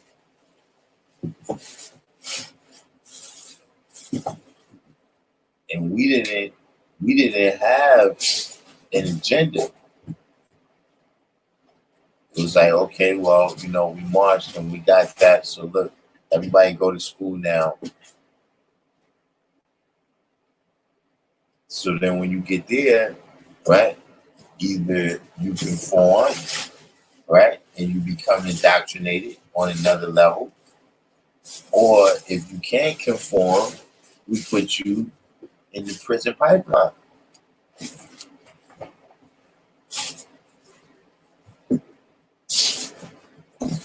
Wordsman said, did you hear when Khalid said they ain't civil and they ain't right?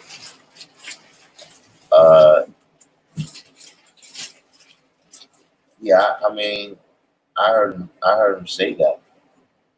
I don't recall the full context.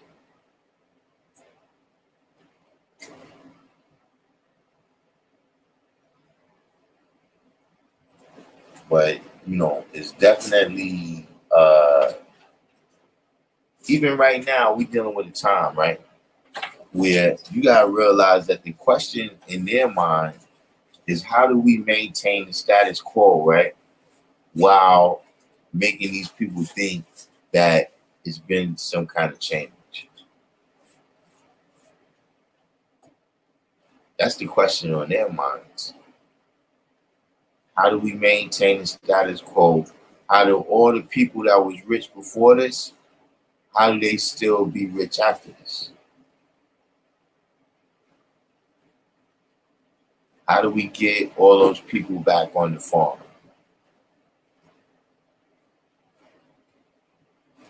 That's why I said right now, the plan that they employing, right, is to get the people that's united against them, right? The plan is to get the people that's united against them separated. So they're gonna tell you about, well, no, it's really Black Lives Matter starting the trouble. It's Antifa starting the trouble. Listen, that ain't got nothing to do with us. That's between you and them.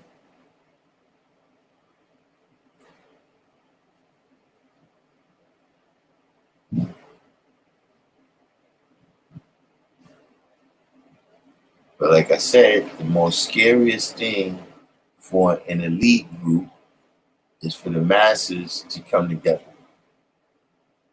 IT here, they got robots to work the farm. I was just reading some stories about this in terms of different retailers though, where they were saying that Walmart,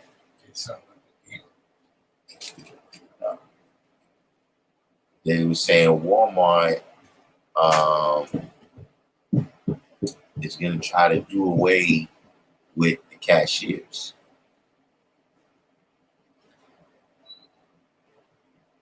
Now, Walmart is not huge in New York, so I don't know how much of an impact it'll have here.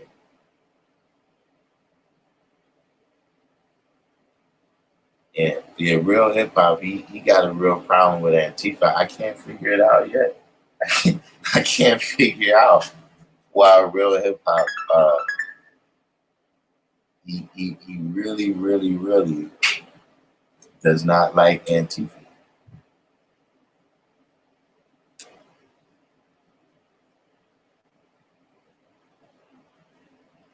But that's another aspect of things. That's what I'm saying. All these are different things that we're going to have to look at because it's going to rebound on us. All this unemployment, right? A lot of it is going to be concentrated in our neighborhoods. And if that unemployment, Rome J, what's the deal? You see Rome J since the when when we had the event out here in the yard at the school. Yeah, you need to tell us, jump in and explain to us why you, because, they're just other white people. I don't get.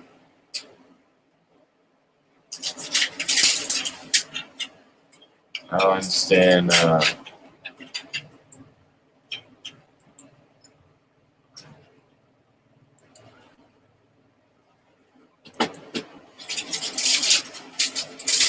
don't understand why it gets you so hyped. It's just another faction. It's another faction of white people. Just like you had the North and the South, or you had the monarchs and the Catholic Church. I just put the link right there.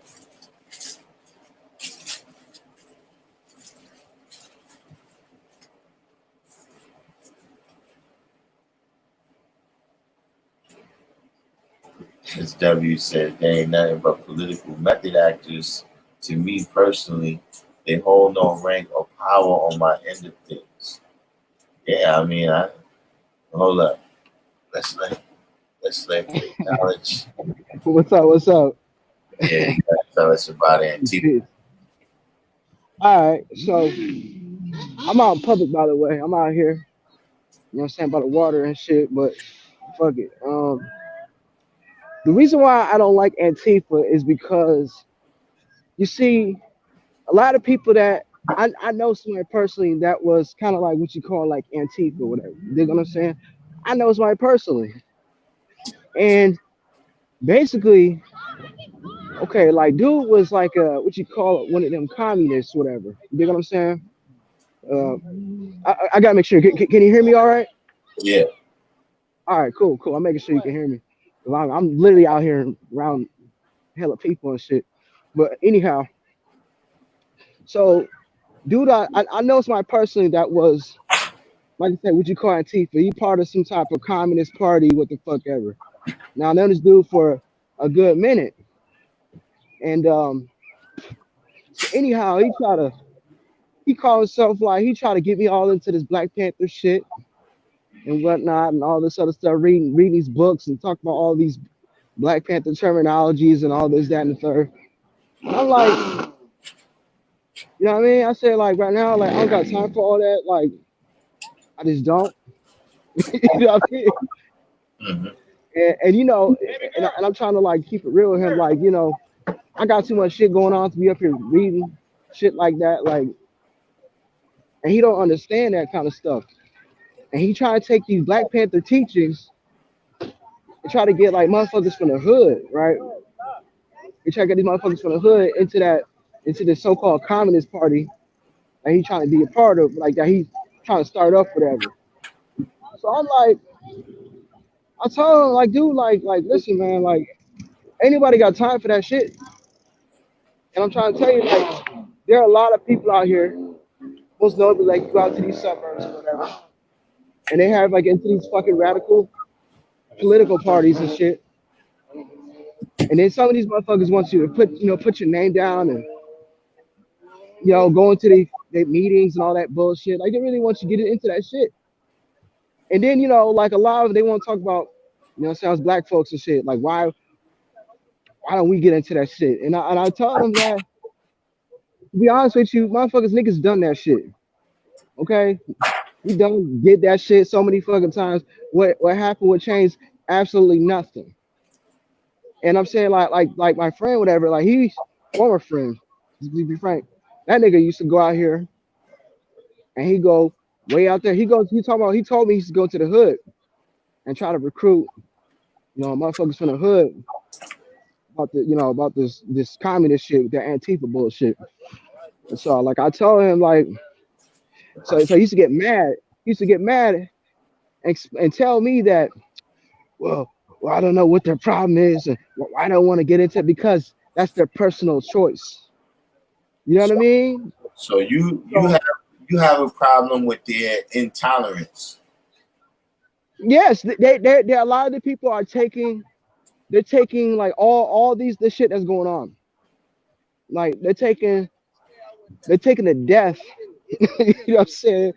They take the death of a black person to rile up and get people's, riled up. They think that black folks is gonna get riled up and gonna join some stupid communist party or some stupid anarchist party.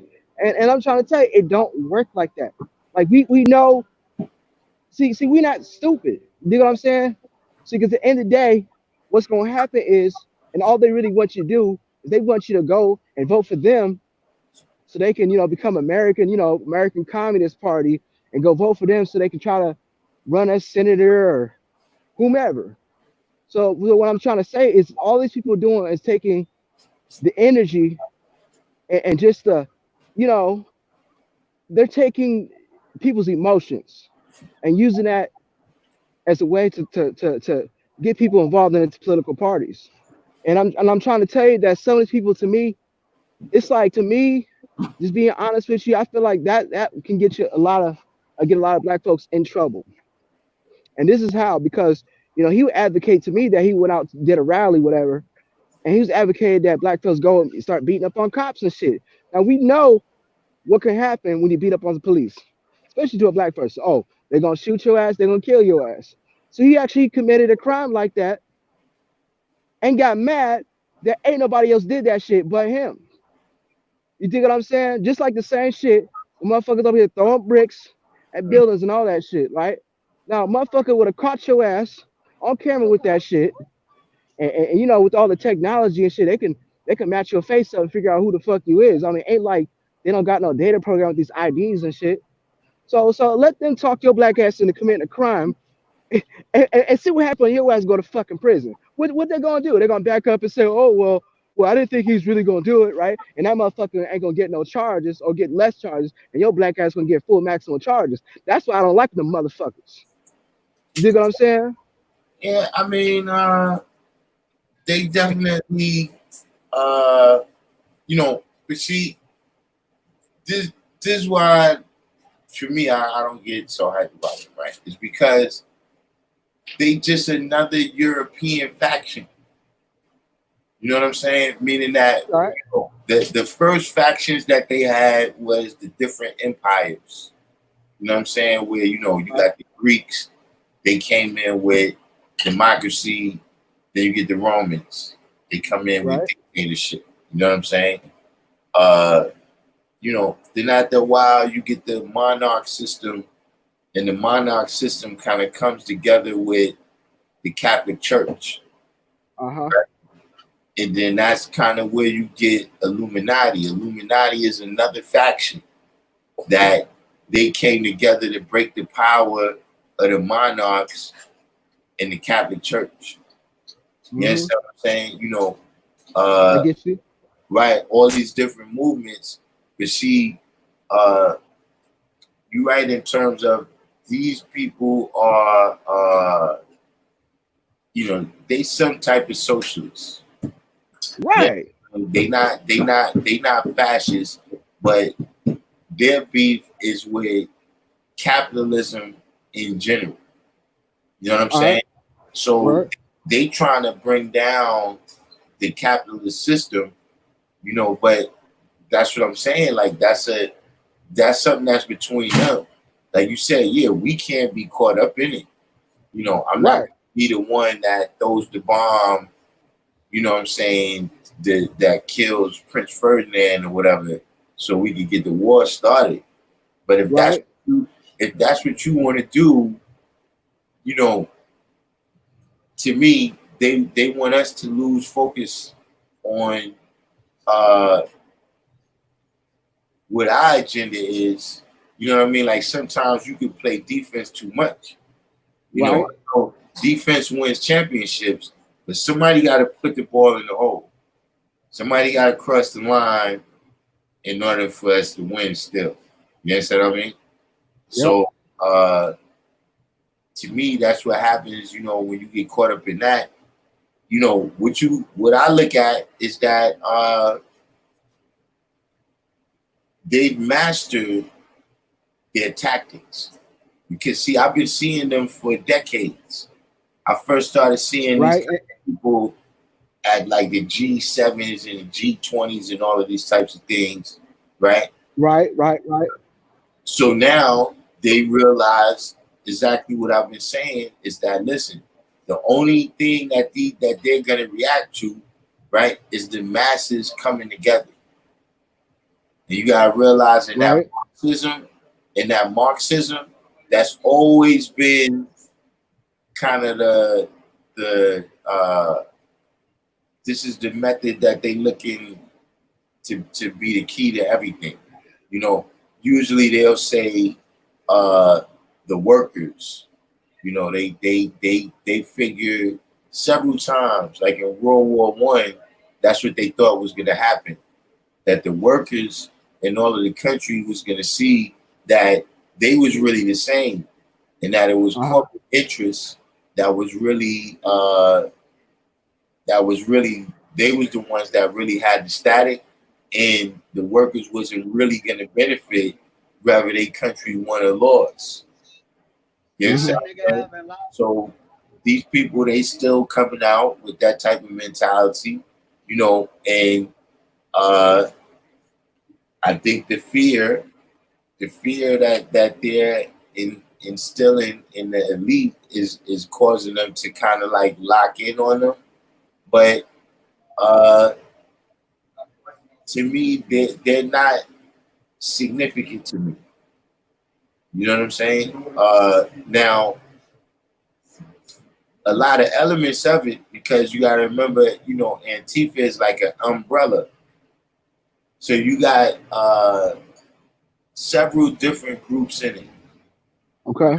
And a lot of them, of course, you know, I don't agree with 100%, you know.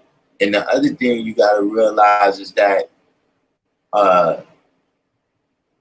to every other group that's out there protesting, right? Right. The civil rights struggle is kind of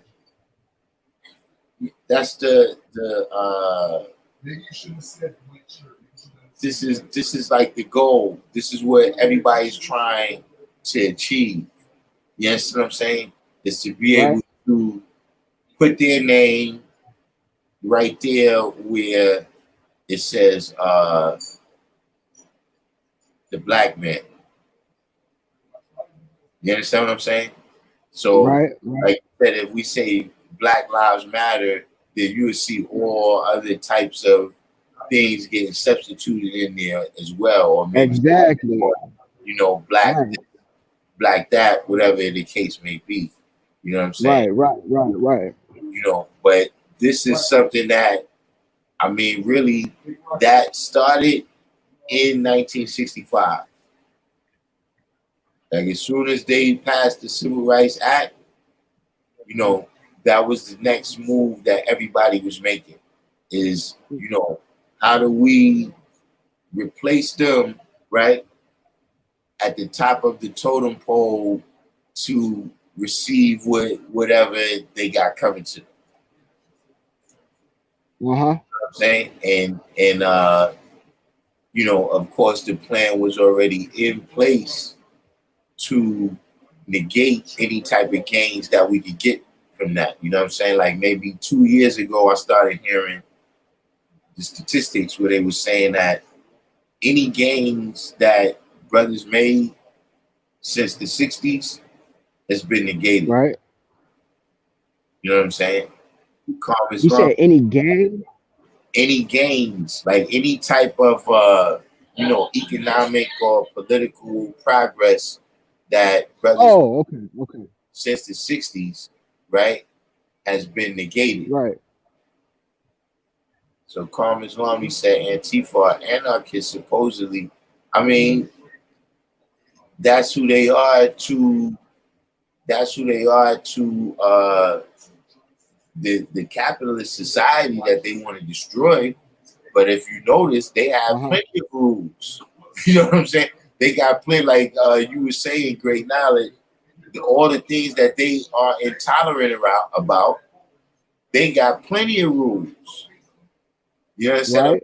they don't want to live necessarily without rules. They just don't want to live according to the rules of the capitalist society, and they're probably a little bit misguided. Uh, uh, you know, in terms of what things are a product of the capitalist society and what things are a product of the colored man's mentality, whether he's dealing with communism or capitalism. Right. They probably also have some things that they misguided about in terms of capitalism and communism doesn't really work separate. Okay. Like I get what you're saying. yeah, like for instance, right now you see the bailouts and all of that. That's socialism and communism itself. Yes, Exactly.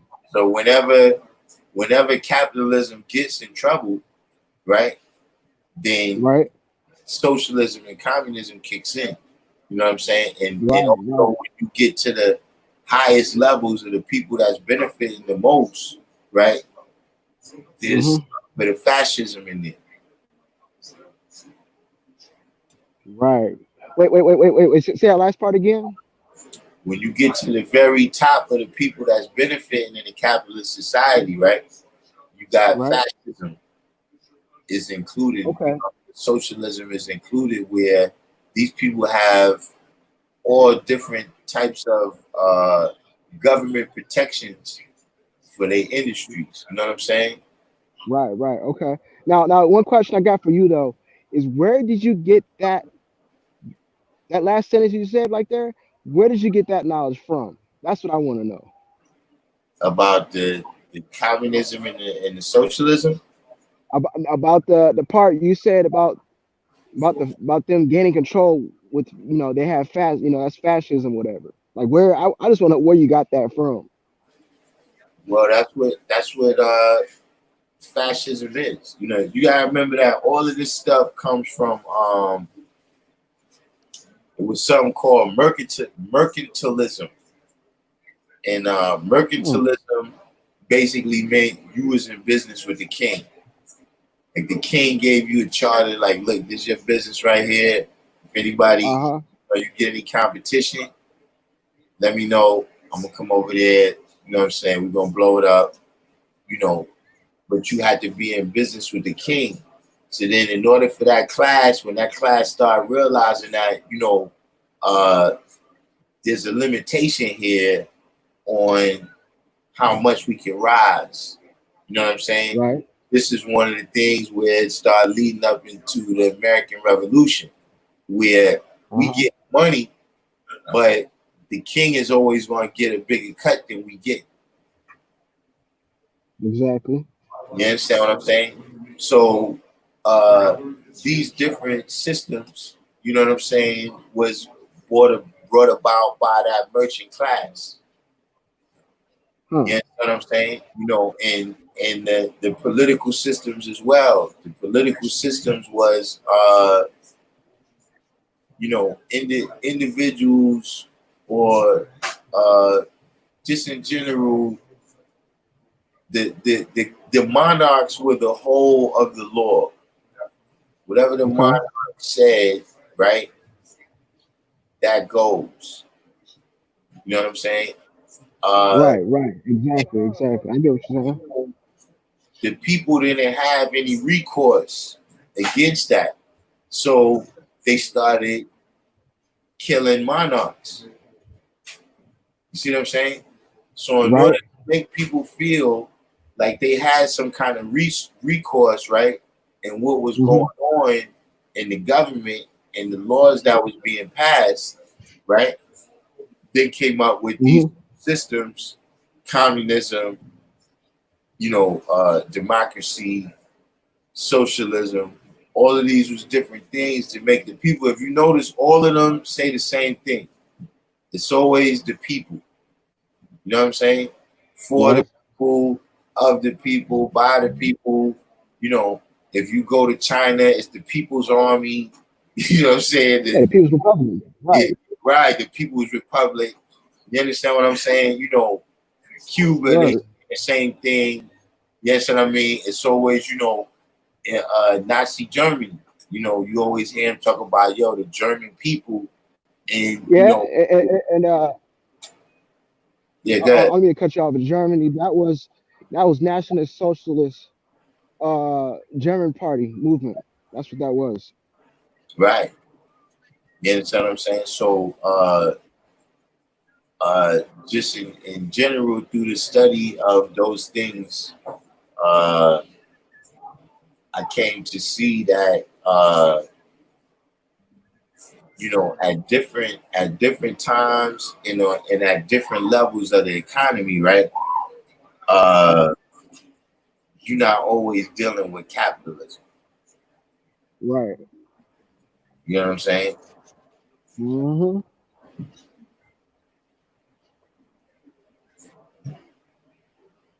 What is bond? You're right exact on that. We got C Asia came in a minute ago. What's going on, C Asia? But you know, that's why, you know, like I said, you know, and another thing with that too is I started looking at things like that because, you know, sometimes, and I used to be a part of that too, where I was very harsh, right, in how I judged the brothers and sisters in the '60s, you know, in terms of their negotiations or whatever, you know, in terms of how they, uh, in terms of how integration came out. You know what I'm saying? Right. You know, I was very harsh in my assessment, but you know, you gotta realize that you're dealing with one group of people that have been doing this for 1,000 years. Like Uh-huh.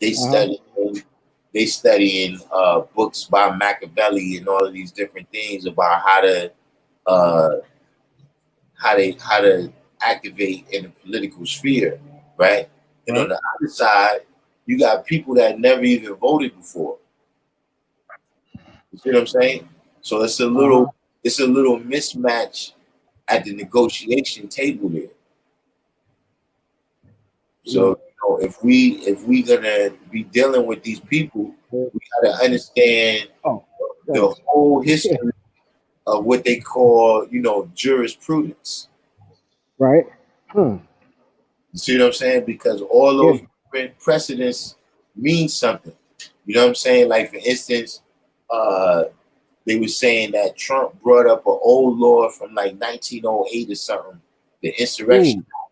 Trump, when he wanted to send the military out onto the street, he brought up something called the Insurrection Act that was from Ooh. like That's deep right 1908. You there. understand what Mm-hmm. I'm saying?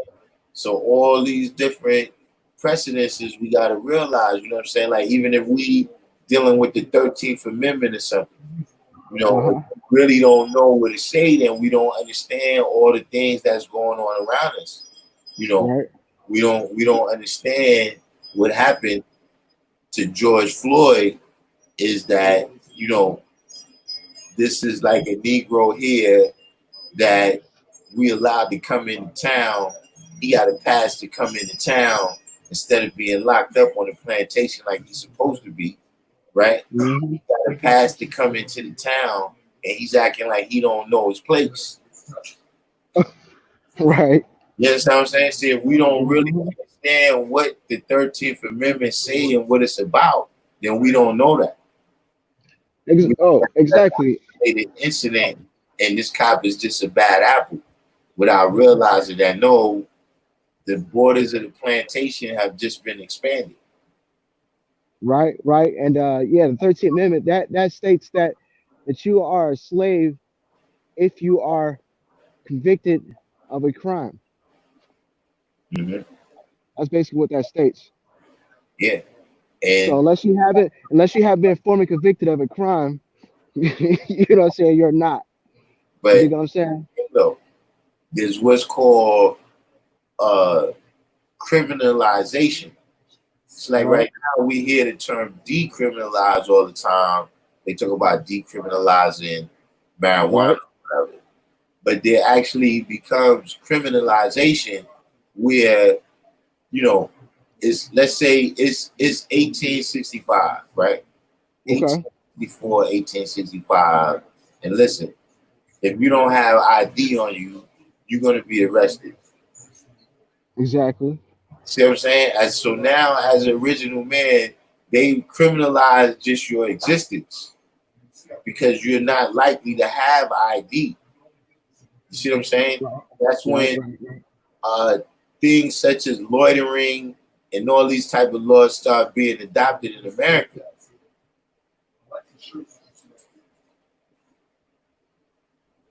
So that Hmm. everything that brothers was doing became criminalized. Okay. I dig what you're saying. You see what I'm saying? Right. Right. So, like I Yeah. said, once you realize that that's what it says and it makes people different, now you realize what they doing with all these laws and the penitentiaries.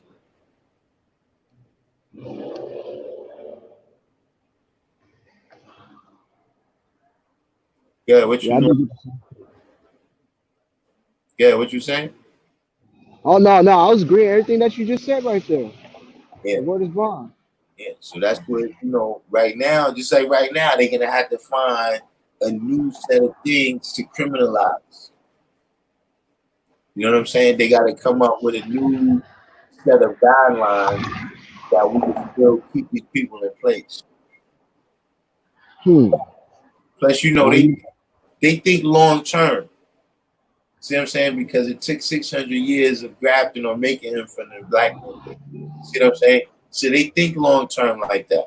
It might be 15, 20 years Right. before they're able to get the whole system back how they have it right now. You know what I'm saying? I mean, Mm-hmm. it may be a period of time right now, like reconstruction. You understand what I'm saying? Where it's like, okay, it's going to take us a minute to get this system back how we had it exactly in slavery, but we're thinking that far ahead.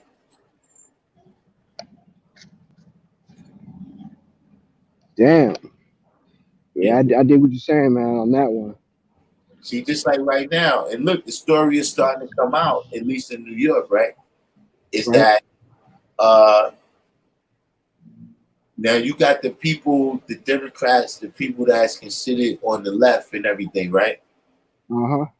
That's mostly with the defund the police and all of this abolish the police thing, right? Right. But here's the thing. One of the biggest safeguards, right, Uh-huh. for white America in general, and the police specifically, is the unions. See, a lot of Hmm. those protections that they have of what they can do and how they can be charged and all of this. A lot of those are union rules, Very true. Right. Right. Especially dealing with police. right? A lot of that Even with school teachers as well. right. You see, Because and that's because another group of people that is very hard to get rid of them when they bad. well, right, exactly. Exactly. So see, all those is things that you got to look at and realize that all of these is the little fine prints, right? All of these is the places like, yeah, you could take it off of the police policy books, but it's still in the collective bargaining agreement. You see what I'm saying? That's Right. that's the way this thing works with them. You know what I'm saying? How do we do Hmm. it in a way where we trying to maintain the status quo and still have appeasement out there? Hmm. That's what happened with the Queen. Remember the Queen of France when they chopped their head off And they said because she said, well, that was the only reason. But one of the things that set it off is they said, look, the people is outside protesting because they hungry. And she said, let them eat cake.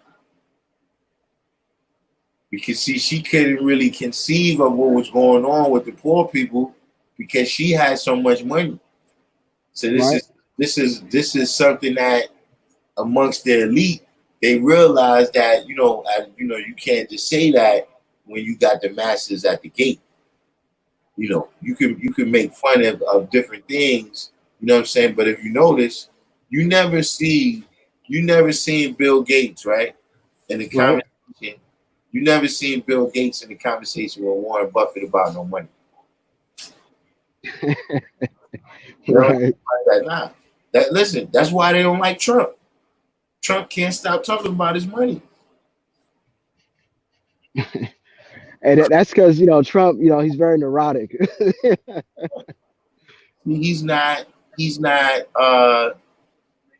See, New York is the type of place that especially up into the 80s, where certain people that they not the old money. You know what I'm saying? They people like that was able to make a little bit of money. Right. You understand what I'm saying? And some of them was able to assimilate into that type of culture, and some of them wasn't. Just like look, in the amongst black people, right? See, people like Allen Iverson, he couldn't assimilate into the boule. You see what I'm saying? Wait, tell me. What that mean? Boule is the elite class of black people. Where did this come from? You didn't know that there was an elite class of black people that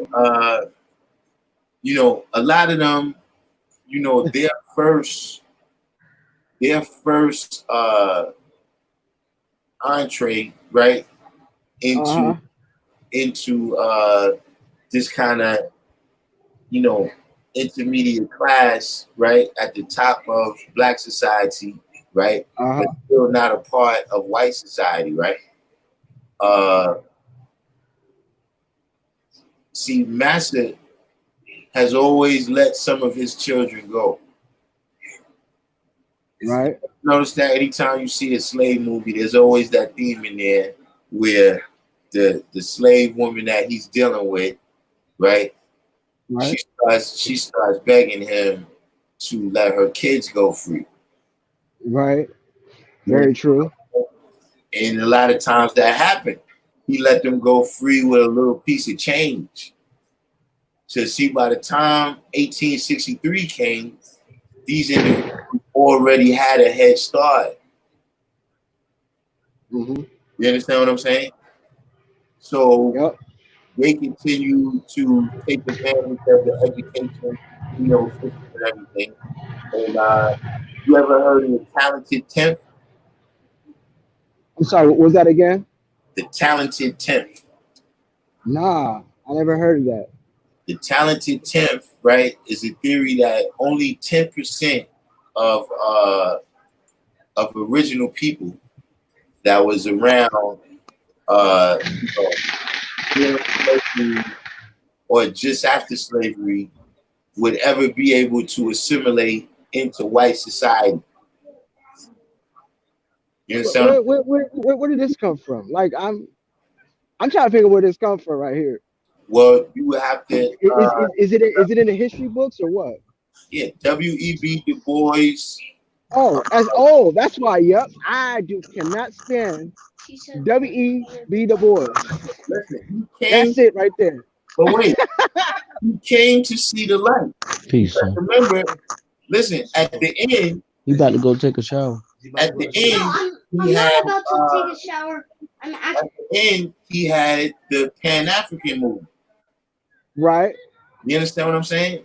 But in the beginning, they was under the impression that 10% of black people would be able to assimilate into white society.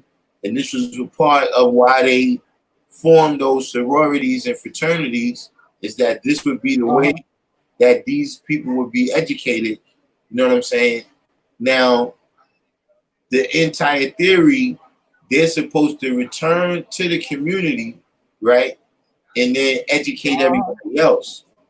But what happens is they get their education, they get their little jobs in academia or whatever, and then they go off and form their own little enclaves.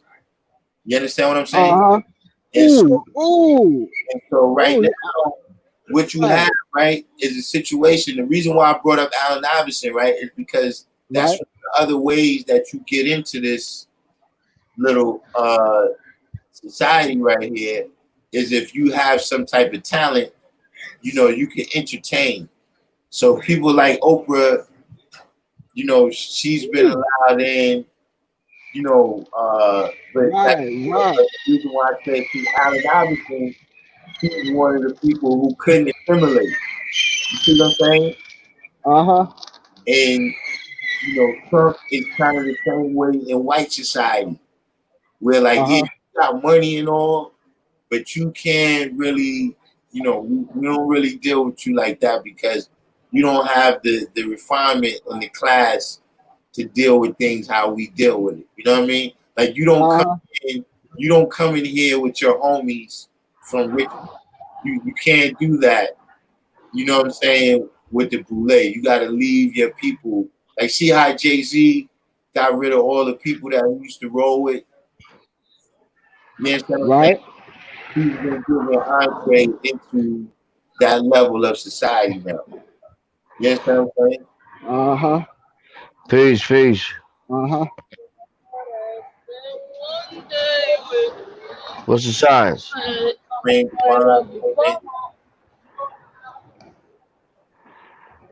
I see y'all dealing with the 10 percenters on here. Yeah, we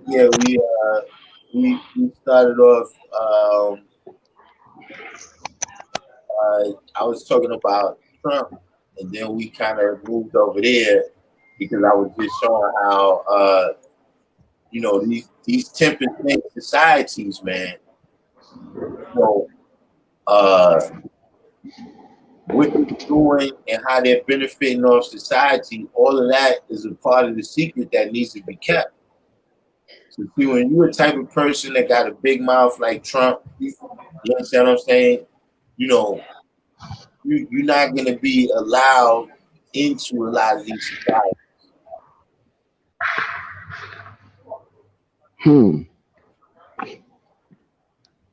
You know, the same way if you can't. I don't know about him. I think the big mouth and all that is a facade, and I think he's just a straight up tool for the corporations that run the world. It's 67 corporations that run the world, and I think he's just the perfect front for them.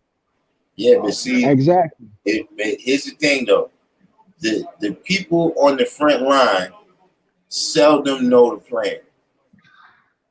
Like right now, the people in the American army that's in Iraq or Afghanistan, they don't know the whole plan.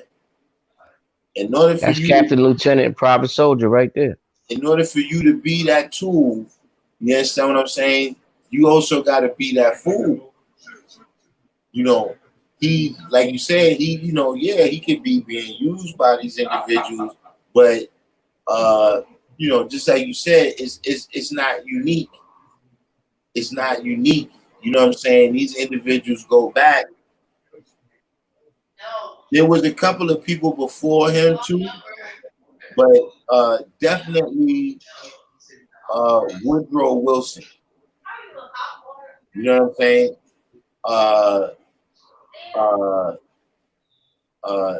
Not Franklin Delano Roosevelt. What was the other? Theodore Roosevelt was one of them too. You know, where like Theodore Roosevelt, right? He was rich. And see how he put forth that image that he be all out in the mountains, mountain man. Man, he was a rich dude from New York. You understand what I'm saying? So yeah, they have these people that they put in position, but you gotta be a fool though. unless you all the way down, and I'm saying, nah, Trump, he can't be all the way down.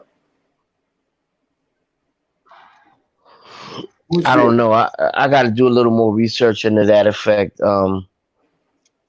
I think until him, most of the presidents were, kind of good politically. Maybe not all of them, but most of them were at least had some political experience. So it made them a different kind of individual. A lot of them belonged to the secret societies and all of that. Um, I never heard of Trump being in the open secret societies that's out there, like the Skull and Bones and Yeah, things of that nature. You here's the know, thing though. What you saying, right, goes back to Gary Hart. You remember Gary Hart? Gary Gary Hart Hart, I and don't even Mike know who that is. and Michael po- Dukakis. right? They were politicians, Right. Okay. But here's the thing. They were lifelong politicians right? who the people the other party was able to actually use their experience against them. Right. So if you notice, since that time, a person never comes up with no real history like that. Like the same thing you saying is, I mean, yeah, he was in there for like a year and a half or something, but Obama didn't have this. He wasn't like Lyndon Johnson. Lyndon Johnson was in the Congress from the 40s. You know what I'm saying? By the time he became the president in 1964, Nixon was. Well, he only became the president really because Kennedy got murked. No, then he got elected one time too. I'm not saying that. Either way, or I'm saying dudes like him and Nixon. Remember, Nixon was vice president under Eisenhower. You Right. know And what then I'm he saying? ran for office and won. And slowly since that time, everybody who started coming up started having less and less history. Bill Clinton, nobody really knew who he was. He didn't really have no record. George Bush, the second one. But he was the governor of Arkansas, though. Yeah, but nobody knew who he was. The Democratic Party did. Nah. At the time, uh uh Dukakis was supposed to win. Dukakis was supposed to win, but then uh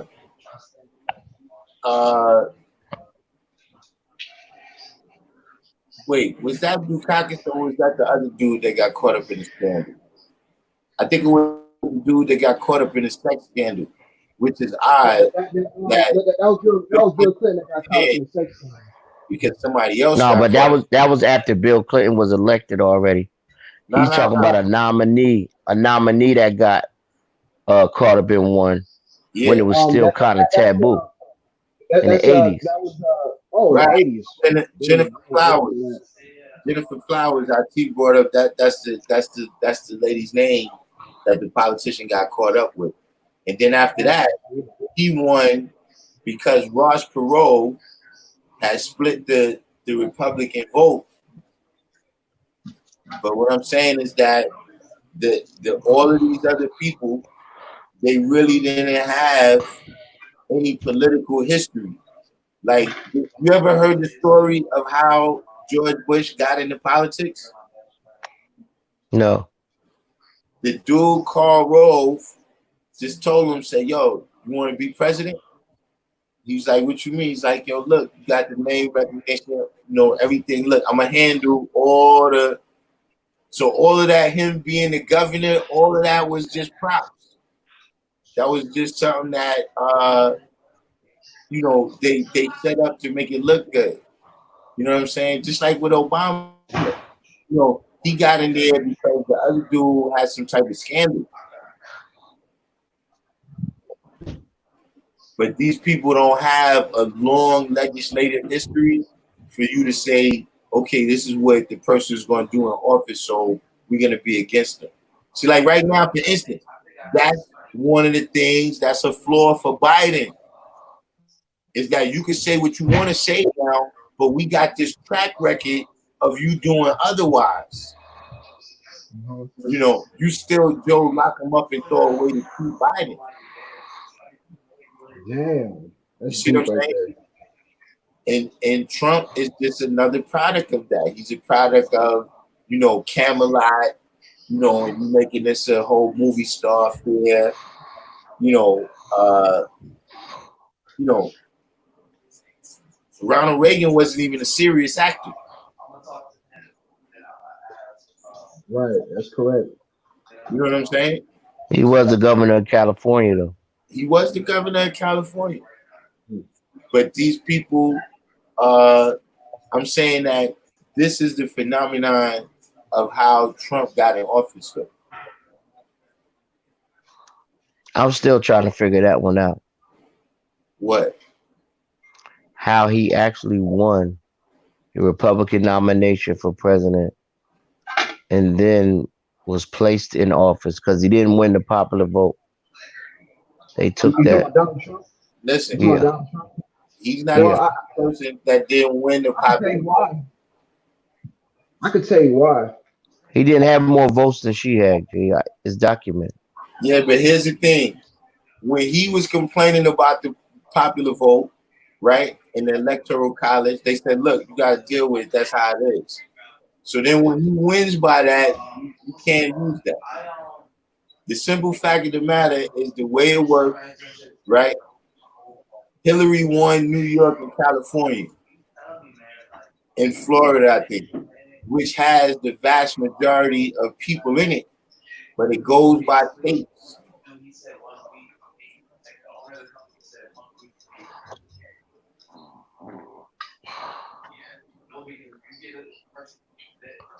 Well, the right wing, left wing is still the same dirty bird, Exactly. regardless. Rome J says, has anyone received that we are moving into more video surveillance camera system that will tie into police surveillance, also 5G officially up and running. Hospitals talking about checking your temp via camera. Yeah, I Uh, heard about that. Mhm. yeah, that's what I'm saying, Jason Rosario. To win the presidency, you got to win the electoral college. You know, that's been the system. That's been the system since you know it started. You know, and that's actually, you know, that's another reason they can't complain about that is that's how they run. Meaning, like, uh, does the presidential nominee, right? Do they ever or when they campaigning, right? Do they ever come to Trenton?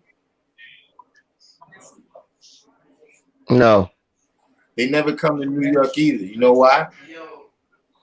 because the Democrats got that on lock. They don't have to come. Exactly And the because they, Republicans know that they ain't got no chance out right, here. so they run by the electoral college. This is actually the strategies that they employ to win. So they can't really, you know what I mean? You know, to me, it's just a giant. Uh, Trump is the is what you call the unintended consequences. I can see that. You know what I'm saying? And look, I can I see think that. that's where a lot of people come from. You know what I'm saying? In terms of you got a lot of people that's famous right now, right?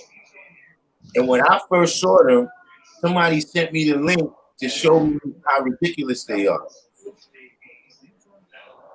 The next thing I Right, know, they on High 97. right. Cardi B, You understand? Takashi, Could, they're all products of that. could you back the bus up, man? Huh? I said, could you back this bus up, man? What you mean by that? Right. I got to throw Cardi. I got to throw Cardi and Takashi under the bus, man. Come on, man. They're terrible, man. But listen, Mhm. that's what happened with Trump too. Is they was covering him, right, to show how ridiculous he was. But all you end up doing is making the people more accustomed to what he was dealing with. You know what I'm saying? And the other thing is, uh,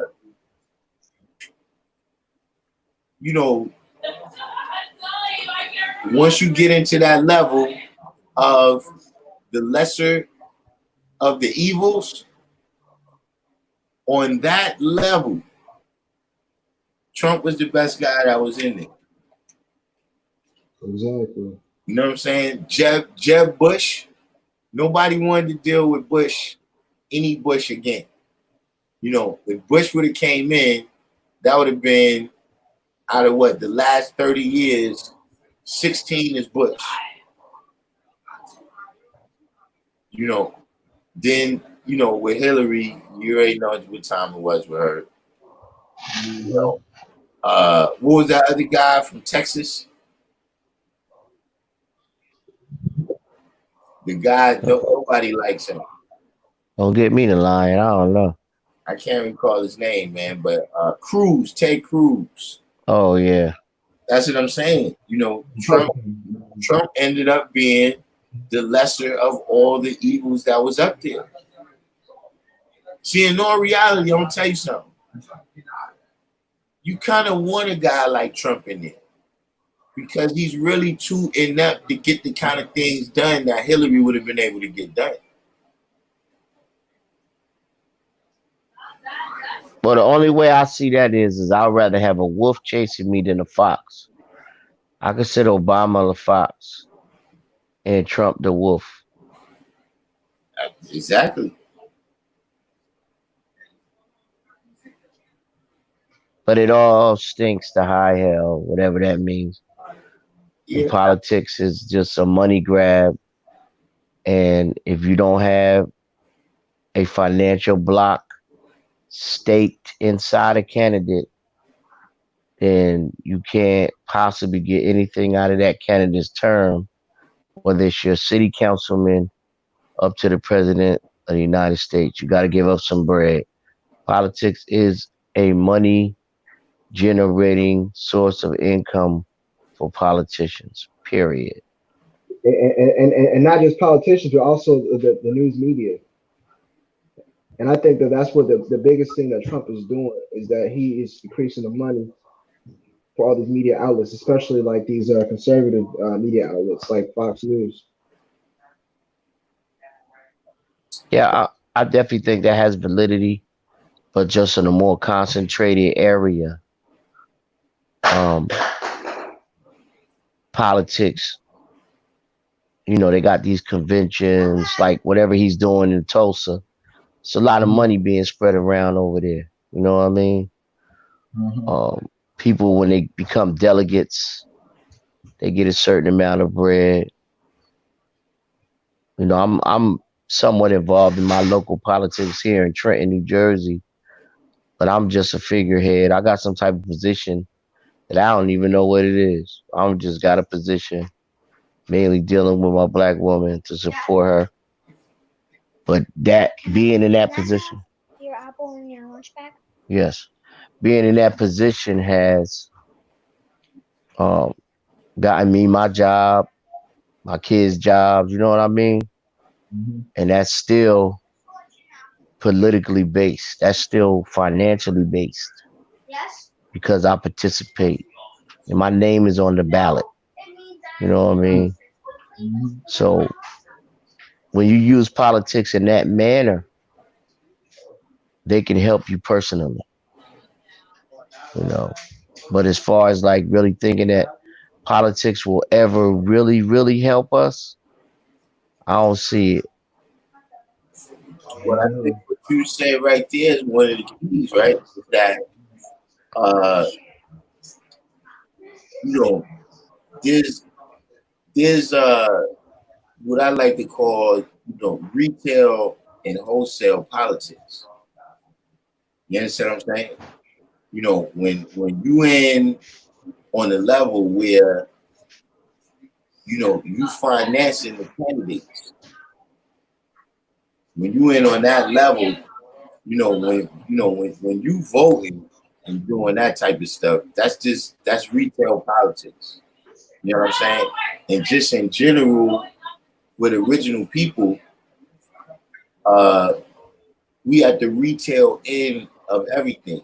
You know what I'm saying? We never really at the wholesale level or even better, resource level. You know what I'm saying? Where you actually dealing with the raw material. You understand what I'm saying? So like if you talk about politics, the people that is providing the scholarships for political science majors or whatever it might be. You understand what I'm saying? So they grew these people and building up the loyalties already from that level. You know what I'm saying? And then you got the people that come in and finance the campaigns and the things of this nature, so that by the time it gets to us, right? The people on those levels before it get to retail politics, they win either way or. You know what I'm saying? Like if you vote for Trump or if you vote for Biden, they end up winning.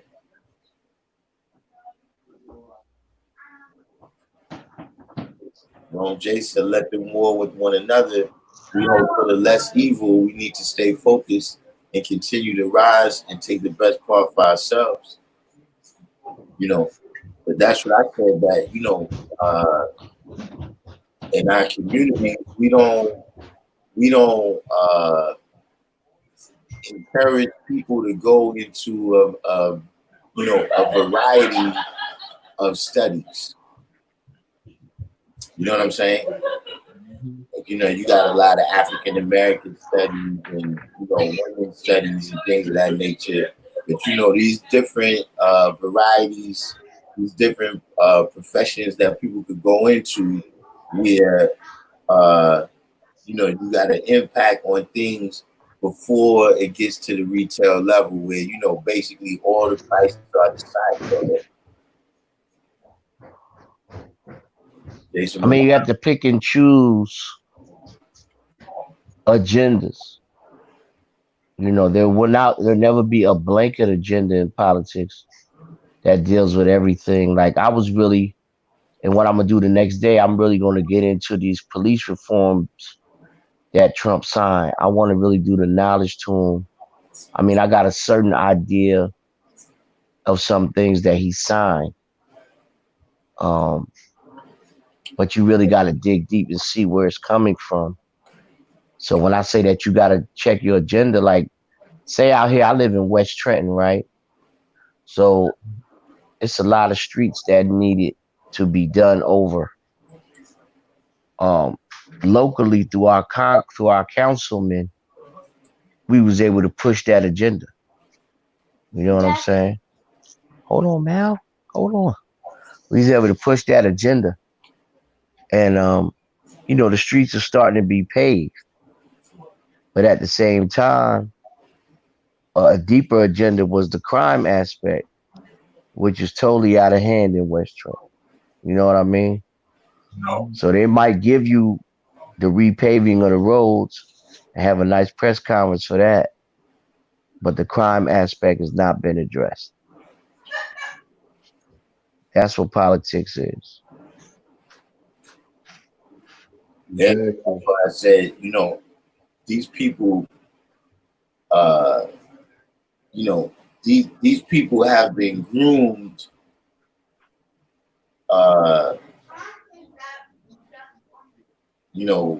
See somebody like Joe Biden, he's been running for president his whole life. He's been living his whole life as if he's going to run for president one day. You understand what I'm saying?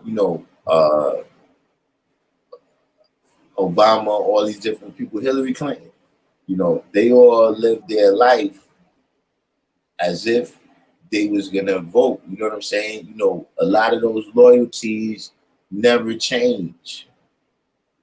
You know what I'm saying? The college professors that they have and all the things of that nature. These is we can see right now how the college professors are having a tremendous impact. On the youth and the kind of ideologies that they have. Mhm. That's what I'm saying. We got to start dealing with politics on that level of, having people in the political science department at different universities. You know what I'm saying? Like, I remember seeing a Thurgood Marshall documentary where he was talking about his law professor at Howard University was the one who kind of inspired the way that he attacked civil rights from the legal aspect. That we could find all these precedences, right, and force the courts to rule that according to his existing law, like let's not try to get any new laws passed. Let's just say that, look, on existing law, the way you're doing things is not constitutional. He said it was his college professor that got him in it. You know what I'm saying? So really getting to that level where uh you donors to these different colleges where you know uh you got some kind of input on what's going on with the faculty.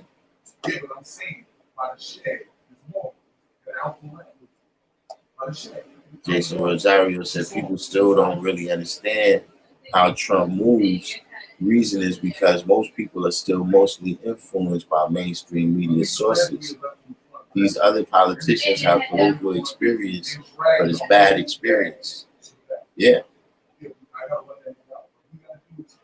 And I mean, to me, it's just a sign of the times. You know what I'm saying? We deal with reality TV and things of that nature where a lot of people that we see that excel in society, right?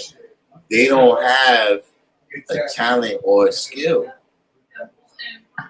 You know what I'm saying? Like they don't. It's really what do they do? I don't know. So this is kind of to me what Trump became. Trump is a product of.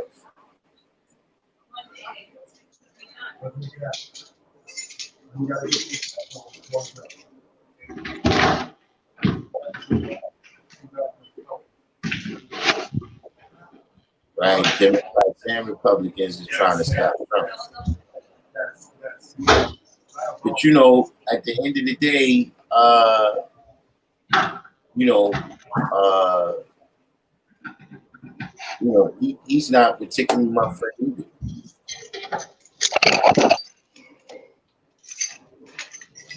But like you said, I realize kind of the propaganda. You know what I'm saying? Where because he's your enemy, you trying to get me to see and that he's my enemy too. You know what I mean? The same thing with Antifa. You know what I'm saying? Or the Russians or the Cubans or the Arabs or Islam or whatever is that boogeyman, right? There's always a boogeyman that society is giving you to say, well, look, this is the reason why you got to be more patriotic. This is the reason why, if you see us choking somebody out on the street for 9 minutes, you got to put up with it. You understand what I'm saying? Because they have a boogeyman that's there. This is probably the first time the boogeyman was, the president. Now, I can't say that because actually, for a certain segment of the population, Obama was the boogeyman. You know what I'm saying? And he becomes the reason why you have to have nationalism, why people need to enlist in the army, you know what I'm saying, and all these different things.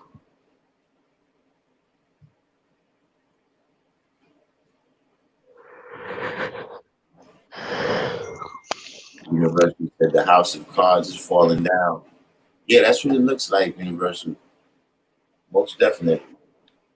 But getting back to before we went off on this tangent, everybody, who if you a 5%er, right, you need to be coming up with a plan.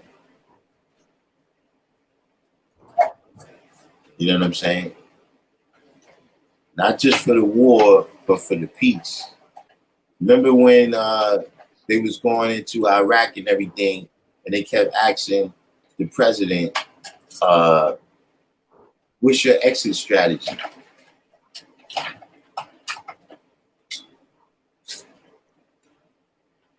What's the exit strategy for all of this?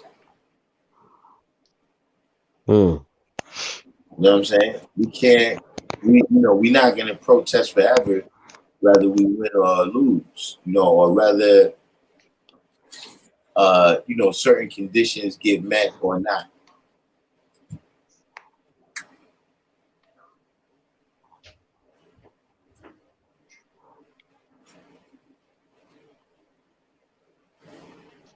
Well, I agree. With the planning aspect, of course. You know, in your geographical location, everybody, come together, man. Just come together and really exchange ideas, man. Because a lot of things are going to change in the next couple months, and you definitely need some out front thinkers, and you definitely need people that's on the ground. That's another thing I want to bring to the cipher. Like, I got some people that's on the ground in Atlanta, right in the middle of that. You know what I mean? And I want to bring some of that information. I know it's a brother from Atlanta here as well, but I just wanted to add on with that as well. We got to deal with solutions, man. So what's We been can't going be. on with that? What's been going on with that science? Uh, what I've heard so far is that by Wednesday they're supposed to be making a decision on whether it's going to be charges or not. Well, I just saw on CNN there was a police that they interviewed that said the police was justified. Um, I'm gonna say this about that situation. No, he shouldn't have got murdered by the police officer. However, man, when you deal with them, you got to do the knowledge, man. I don't know how the brother just got into his bag and felt like he could do something radical like that, but you're at a disadvantage. I can see if you just straight defending yourself. You just got to move a little bit swifter than that, G. I'm not blaming him for his demise at all, but I'm just saying, like I got a son that's 21. I wouldn't advise him to act in that manner. You know what I mean? I don't know what the brother was going to think he was going to accomplish by that. What he did, like you can move in a unit like that, but by yourself against two police, I don't really see the logic in that, G.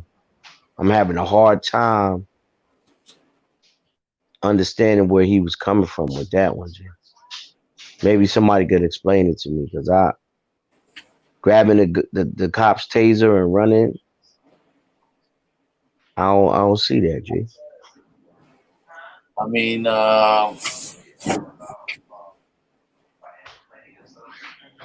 well, freedom first and foremost. What happened?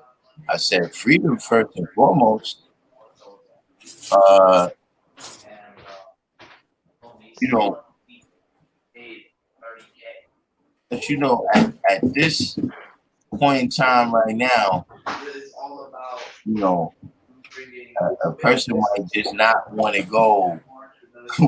you know, a person might just not want to go with the police right now, man.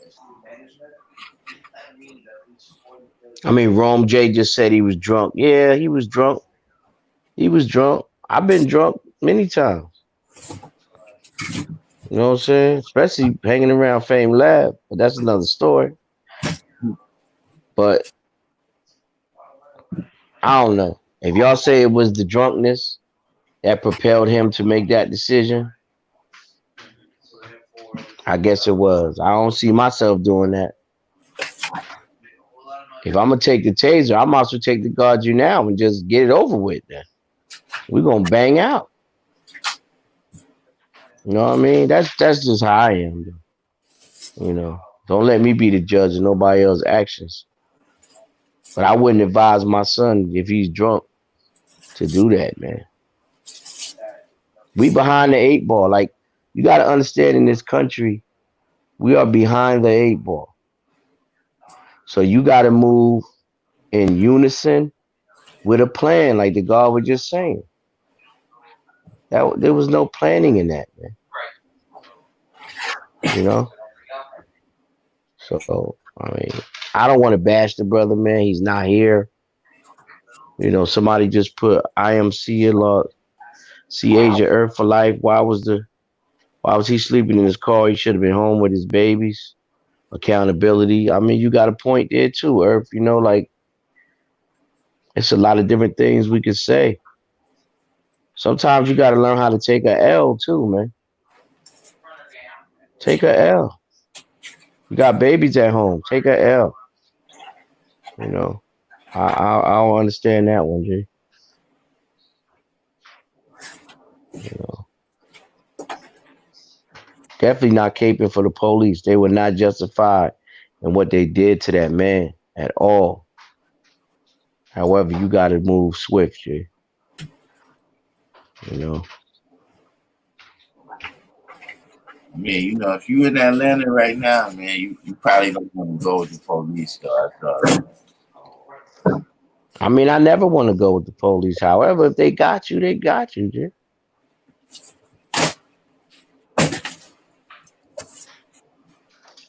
And if you're gonna grab something, grab the guard you now then. The end result is the same. I think all of that was spur of the moment. I think because they had the You need to take your socks upstairs and take downstairs at the bottom of the step. Yeah. They can't go out.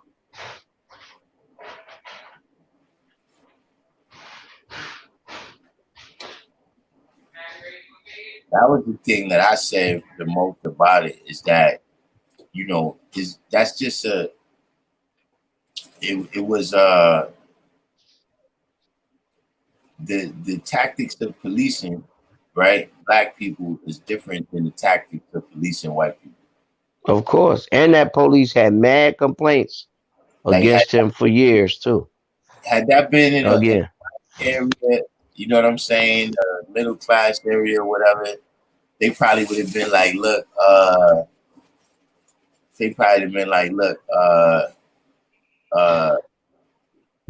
call somebody right now to come and get you. You know what I'm saying? Right. You know, if they come, tell them come get the car or whatever. You know, but look, you know, we can't leave you here just in case you try to drive or whatever. You understand what I mean? You know, or like Nathan Rosario said, you know, they could have told him, all right, look, you know, we're gonna give you a ride home. You gotta come back and get it tomorrow or whatever. But God, you know they're not for the higher percentage of it for original person in this country is not going to go down like that. Yeah, you have to know that.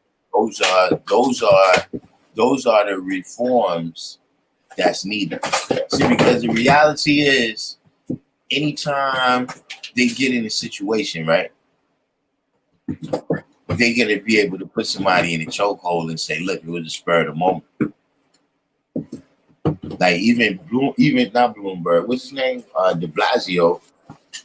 That was what he wanted to put in the reform bill that was going to pass in New York. He wanted to say that you couldn't do a chokehold unless it was a life or death situation.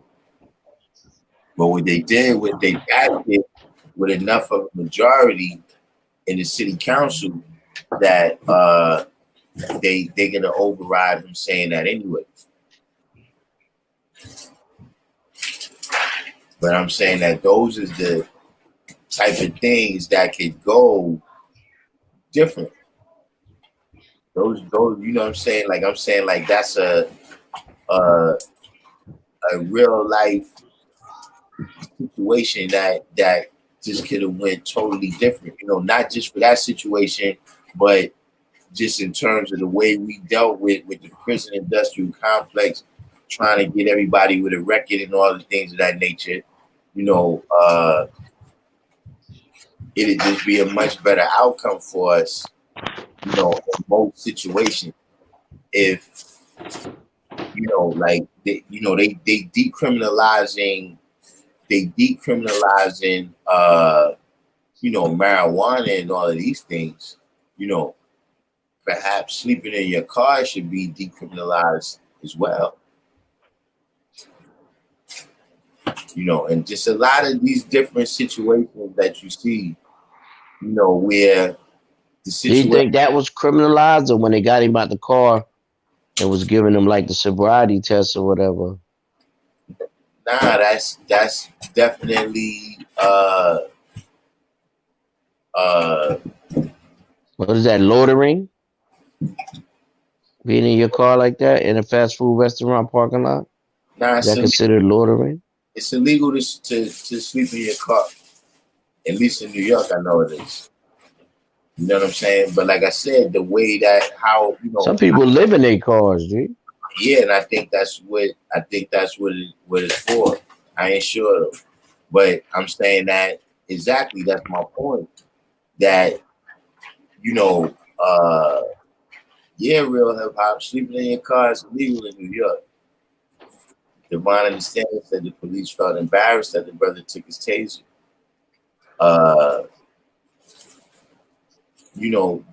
So now the way that you have to deal with this, you know what I'm saying? Now that you feel this person is a felon, you know what I'm saying? And you can't let them go. And in a lot of these situations, we see situations where, listen, even if the guy was 100% guilty of what you're saying, right?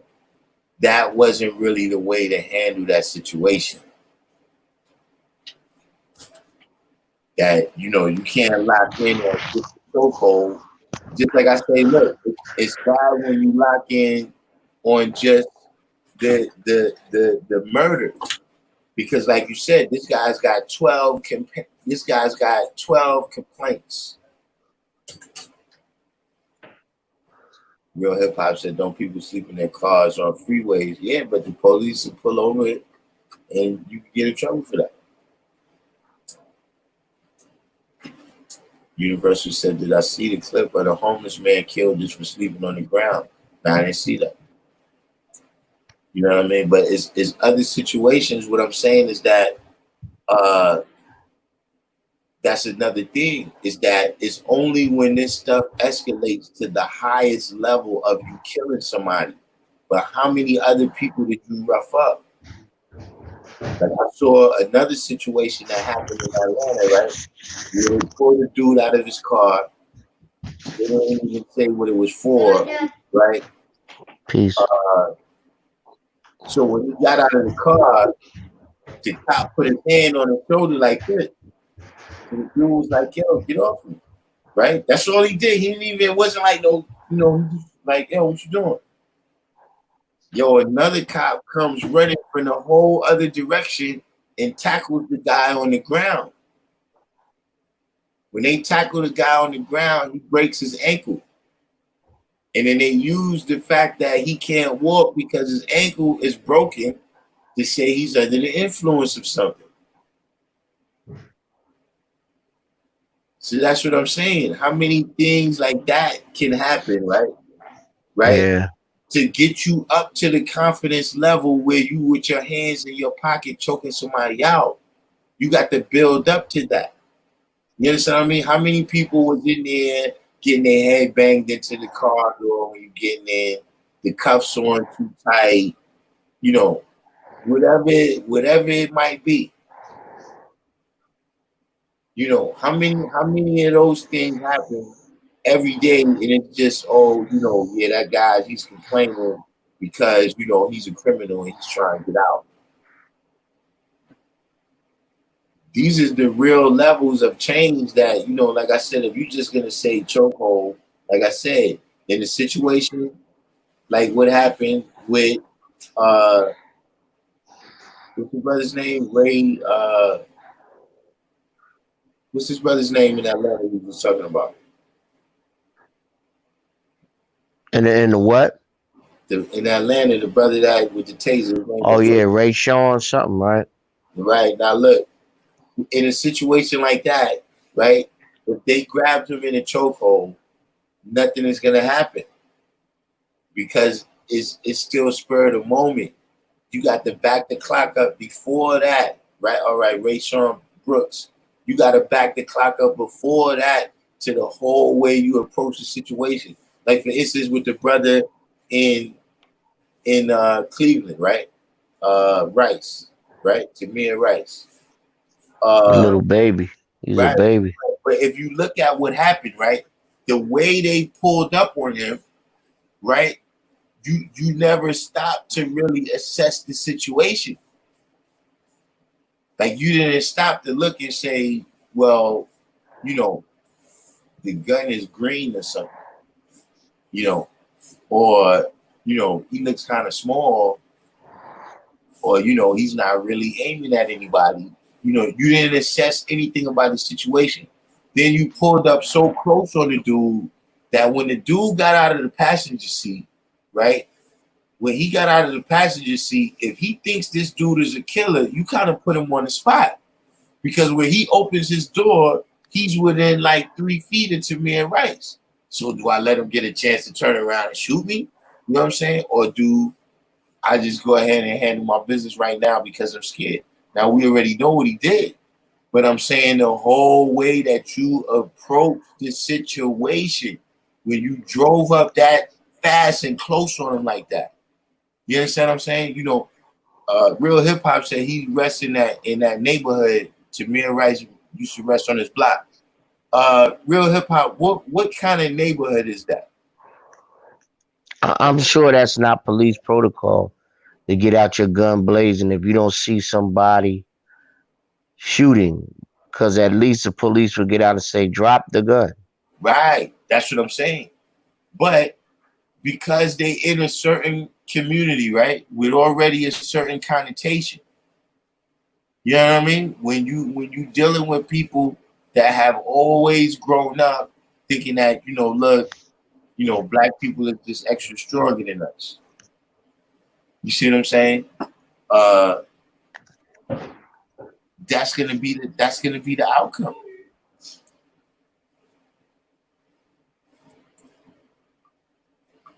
So the reform has to be in procedure, but there has to be a penalty phase for those that don't do the procedure right and exact. But the problem with that is the police, when they huddle up about something, they're getting their stories together, and their commanding officer is going to stick with the story unless somebody sees it on tape. Right. That's the only way it doesn't get done like that. They even have throwaway guns that they keep in a lot of major police departments for to just plan on you after they kill you. Mm-hmm. It's a fact. You know what I'm saying? It's a fact. So we're really behind the 8 ball. I could just say strive to be as careful as you can and learn how to be stealth in your movements. If you want vindication, you have to be stealth in your movements and move like that. You know? So We really don't know what's on a cop's mind when they get out that car, man. I know it's on his mind. He ready to bust heads, man, and he just looking for the threshold to be passed. You know, there's certain thresholds that they pass where it's like, okay, if you do this, I can do that. You know what I mean? And a lot of them is waiting for the minimum threshold. Right. You know what I'm saying? Like the minimum, And they try to gas you like to do things just by challenging your manhood. right? Because that's gonna cause you to pass that minimum threshold. You know what I'm saying? Where they can beat you down. Or they can take you in. From the jump. As soon as you start talking to them. You know what I mean? Remember, who was the guy's name? Daryl Gates, and he had that saying, "Try to turn every traffic stop into a felony arrest." You see what I'm saying? So as they talking to you, they waiting for you to say one thing. You know what I'm saying? That gives them the go ahead. Okay, now we can go in the car. Now we can take it to this level. We can take it to that level. That's true. That's definitely true. And then another thing is like when you want to have a physical altercation with the police, they don't want to fight you back. They gonna shoot you. Like they don't want to bang out. Right. You see all of that. Look, I'm gonna tell you that's another thing. If you want to talk about real reform, listen, the people, there's some things that we can see is right and wrong. Right? Like we look at what happened to George Floyd, that was clearly wrong. So there's two things there, right? Each police is gonna have to have an obligation to say something. You understand what I'm saying? Like that's the other thing, yeah. If you see your partner doing something, there's got to be something there that's saying to them that listen, there's a greater consequence for you not saying that. You know what I'm saying? Right. And slowly but surely, I think what's going to happen is you're just going to get a different grade of person that becomes an officer.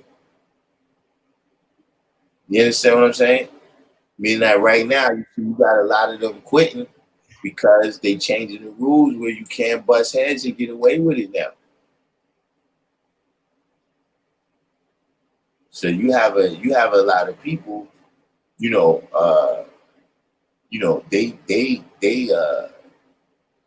on the job talking about how they risk their lives and all of this stuff, man. But that's not really what you're doing. You just come in here because this is a place where you can get your rocks off, and they're gonna give you a pension.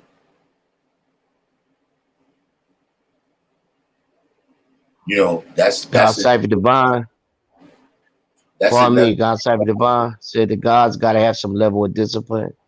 See Cypher punks tried to bait my son into swinging on them, but he had enough sense to keep it moving. He's alive today. Mm-hmm. I mean, that's part of what I was saying. I don't really know where I'm at with that because, I definitely want to come home to my family. However, it's just like, I'm really, really fed up, man. But look, that's the thing. What I'm saying is that, listen, if you seeing something that's clearly wrong, right? If you seeing something that's clearly wrong, like the George Floyd situation, the people that I'm not watching that. I'm not watching that. I'm an act. What I'm saying is, pardon me, guys. Go ahead. Legally, the people have to have some recourse. See, these are things where on the individual level, see, like when you say you're gonna show them some film strips on racism, right? That's something where the system is really protecting the individuals. Now, don't worry. Now, we're not gonna fire them. We're not gonna put them in jail. You understand what I'm saying? Yeah, you got before I put real hip hop, but yeah, I wanted to know about what kind of neighborhood that was. You know what I'm saying? But things that the individual realized that he's gonna have to pay for. You know what I'm saying? Like if you go in this neighborhood, these people are gonna be able to kick your ass if you try to choke somebody for 10 minutes. That's gonna adjust the people who's going into the police department, the type of mentality that they show up on the scene with. You know what I'm saying? If you showing up in the project building, you know what I'm saying, you're gonna be much more ready to try to de-escalate the situation. You know what I'm saying? If you know that if you do the wrong thing, these people have some recourse against you. Go ahead, I great. mean, they're so insulated systematically. It's like this. We started getting some of these police in jail, right? When they go to jail, the CO's gonna look out for them. So they're not really gonna jail the way they need to be jailing. You know what I mean? Like you remember Joey Farmer, right? Yeah. All right, for those that don't know, Joey Farmer was the dude that killed Yusef Hawkins. What was that, 89 when that happened? About that 90. 89, 90. Out in Bensonhurst, he went out there to buy a car. They got into it with some white boys. Joey Farmer, he was just like a sucker, but they gassed him up and he killed the black man. When Joey Farmer went upstate for that murder, he was protected by the mafiosa that's in the jails. And Joey Farmer's home right now.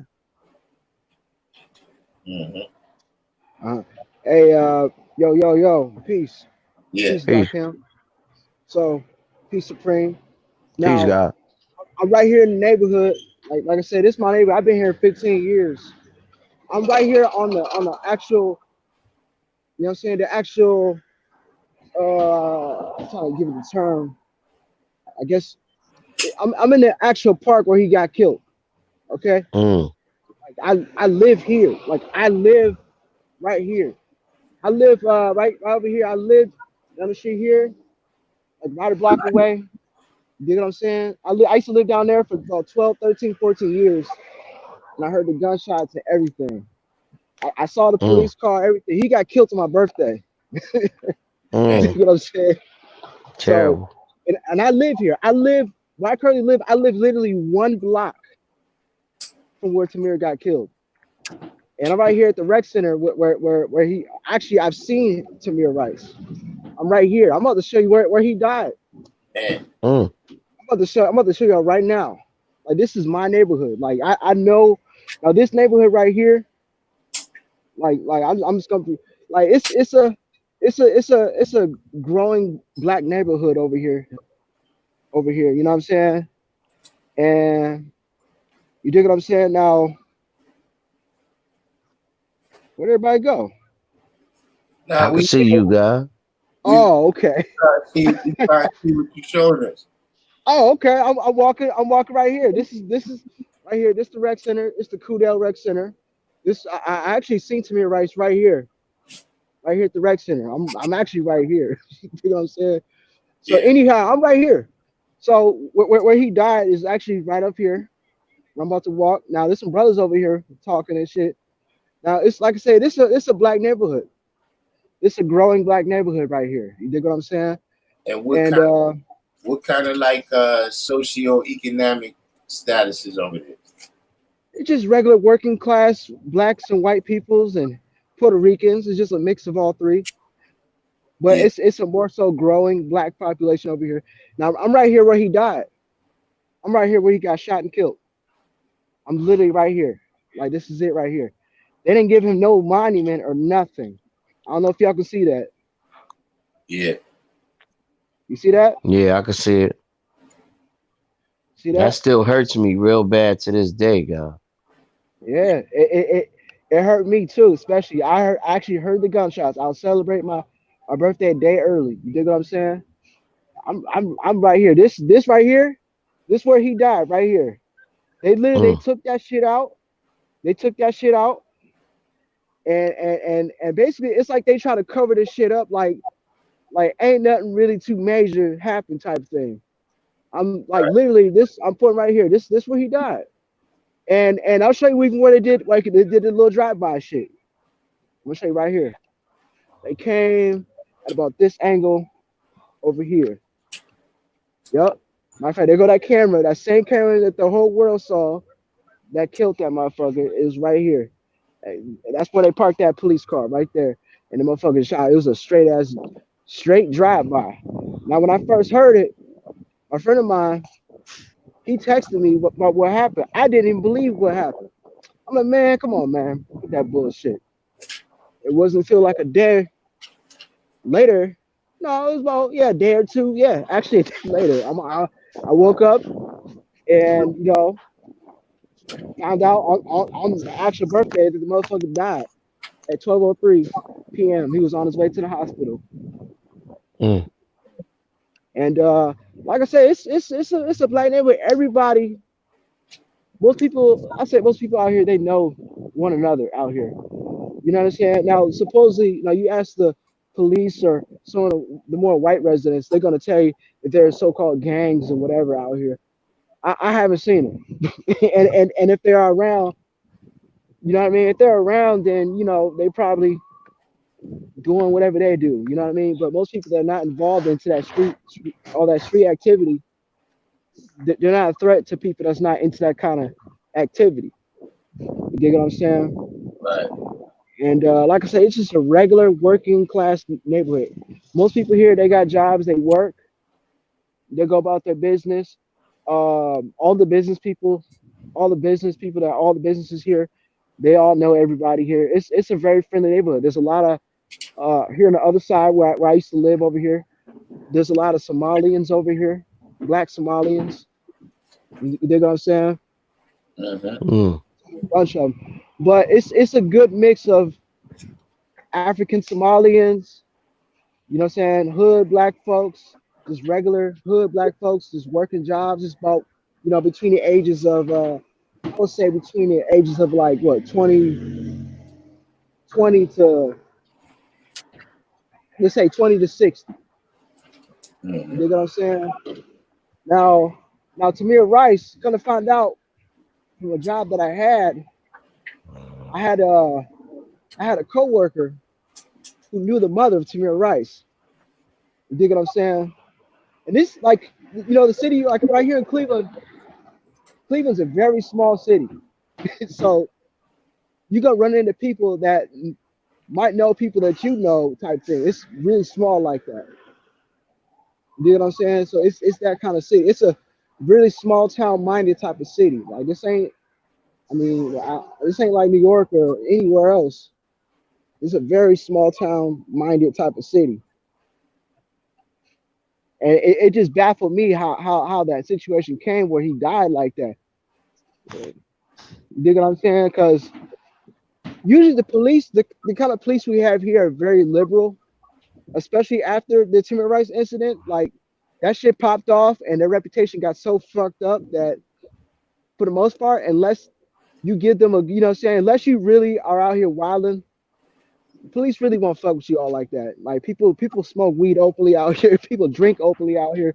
They don't really, cops don't fuck with people. They leave people alone unless you are doing something violent or you're drawing real bad attention to yourself. They're not really gonna fuck with you out here. That's that type of embedded that was embedded in them though. Where when they heard that somebody black had a gun, it still triggered. See, even like you said, even though the community is not like that, Uh-huh. it still triggered that mentality in their mind. You know what I'm Yeah, saying? but You right, ever but I been around someplace, go ahead. you know what I'm saying? Like if you in the projects, right, and the police Right, come, it's a whole different experience than if you in a private house. right, and I'm looking at the projects over here. You see what I'm saying? I'm actually looking at that shit. We got Yeah, all that shit all in one over here. But what I'm trying to say though, with Cleveland being such a small town minded type of city, is that individual that killed that boy. You know what I mean? He ain't from here. He ain't from the inner city. Like these cops are from way far out in the suburbs, some type of where. They're right. like these little militant. These are kind of like militant, like way far the fuck out there type of peoples. And that was the kind of person that killed that boy like that. Hey, pardon me for a second. What's up? Darkim, I don't know what time you coming on tomorrow. Just give me a heads up, G, so I can meet you. Cause I gotta go to rest a little earlier because I'm working like 2 extra hours every day and then I get up like 6:30 in the morning to work out. So I'm gonna have to say peace. All But I right. need to catch you before you like hit me like right before you go on, or at least hit me earlier, like 3 or 4 o'clock. Let me know. because I want to add on. All right, But I'm gonna say peace. God, be careful out there, God. peace. Peace, peace, peace, Great, peace, great knowledge. Peace. peace, Peace to the God. peace to the gods on earth. Peace, peace. But yeah, like I was saying, now also I feel like from the am I still here? Yeah, Okay, okay, my fault. I just don't see you, so that's why I'm like, what's going on? But anyhow, shit, I'm heading back to where I'm at, wherever. Now, anyhow, you see, the police have actually they did a kind of a backlash in the neighborhood, and what they did was, I feel like, and I see it because there was a rise in murders and robberies out here. You know what I'm saying? Um, And what happened, and I'm talking about right in this neighborhood, like after that incident happened, there was an increase in robberies and murders out here. And basically, what police did was say, they backed off. They said, oh, well, we'll let y'all kill each other and not do nothing about it. You know what I'm saying? We're going to let y'all rob each other. We ain't going to do nothing about it. You dig what I'm saying? So that's also another one of the backlash because I'm looking all around here. Like there's been incidences where shootouts have occurred. And I'm talking like 50 bullet shells.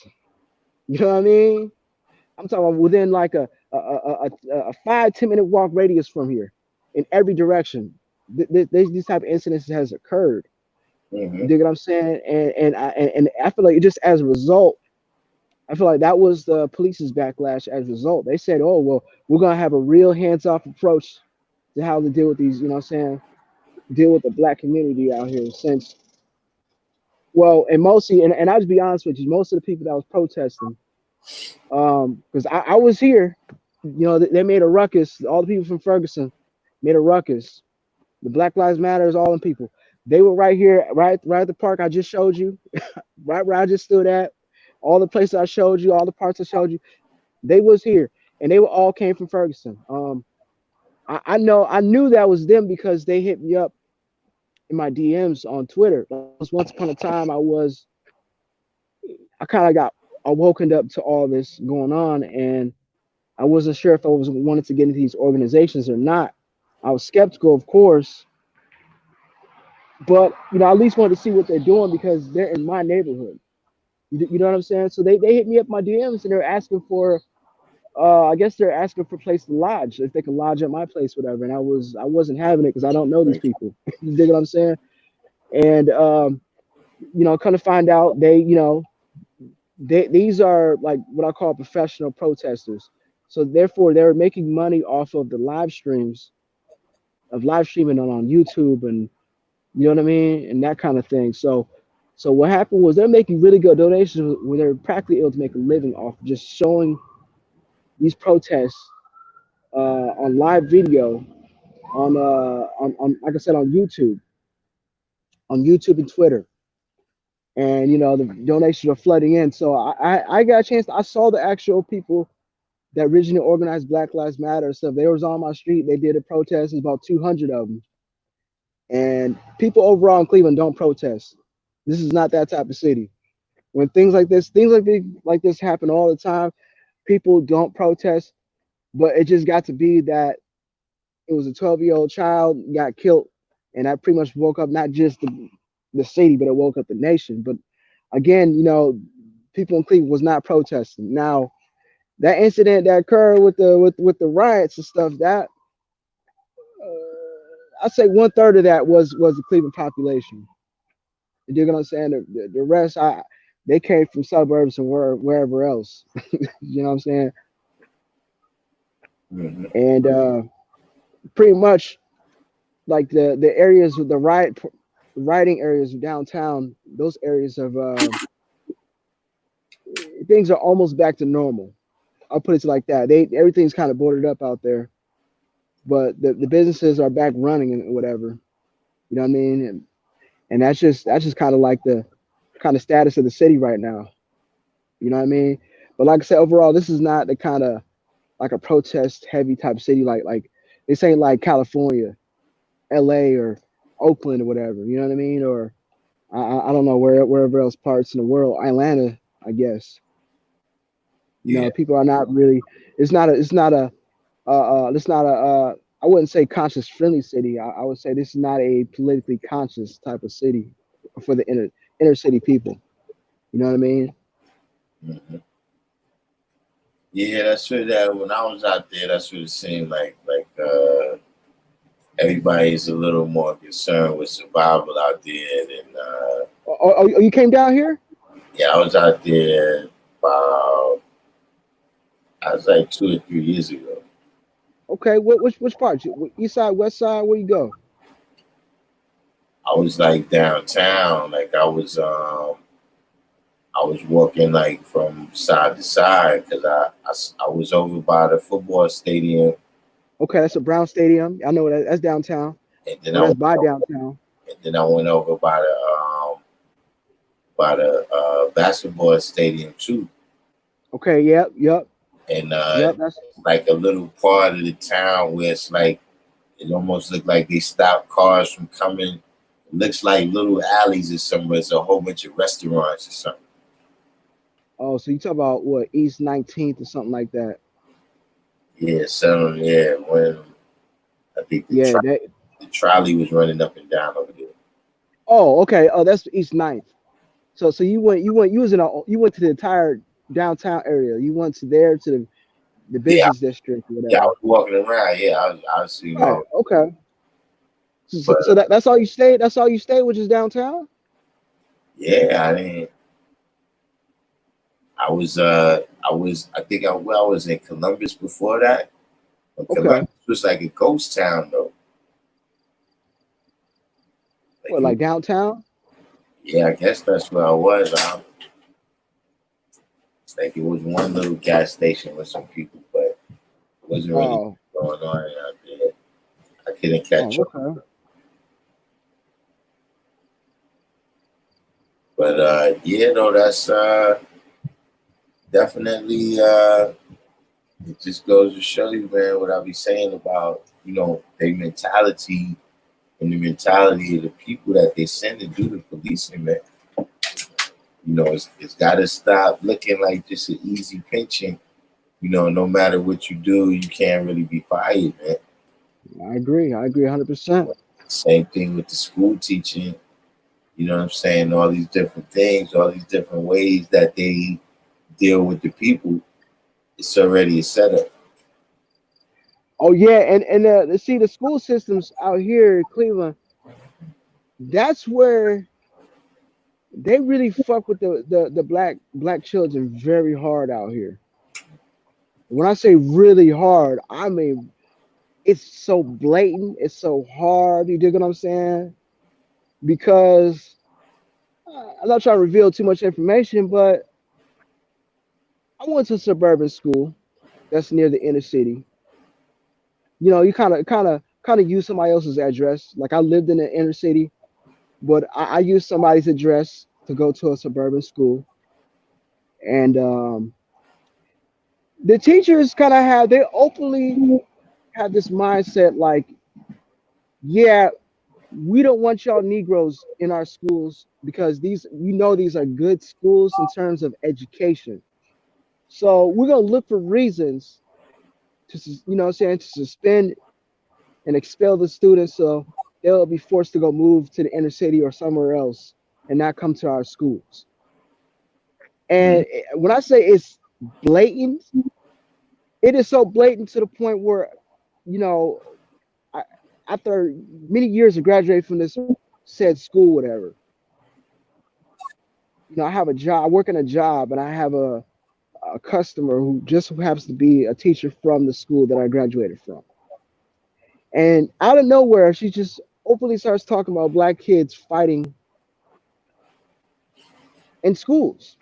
And it's particularly, the school where she's at in her district area.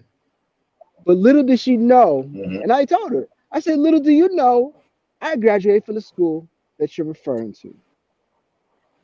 And she says, oh, well, basically trying to put me down as to the type of job that I have. And I'm just like, well, she don't even know that I have a career already, but this job that I'm working is just, it's a Hmm. second job. So it's just to make a little extra money. You dig what I'm saying?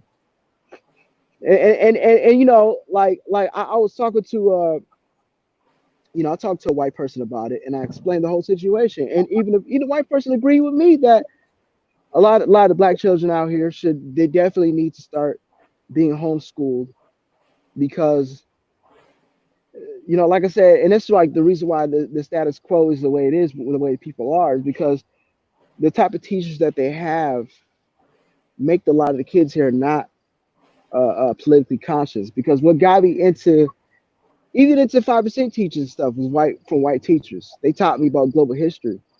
So you want to understand your culture, right? So of course you can look at Africa and everywhere else, and but where you really gonna find your culture, you understand, is understanding the people that's near you who are consciously aware just like you. You dig what I'm saying? So, you know, I credit, you know, teachers like that. You know, you have to understand global history to understand where people come from in terms of politics, in terms of different spiritualities and religions and philosophies. These things are very crucial, but it takes certain individuals to be like this. And unfortunately, like in the inner cities, they don't teach none of those type of things. They just very run the mill. The schools, the books that they give the children in the inner city. And this is the reason why I didn't go to inner city schools is because they don't educate the children at all. They give you extremely subpar education, and it's so subpar to the point where, say, if I say anything, you know, with so-called big words or anything, it blows their mind, and they want to know where this comes from.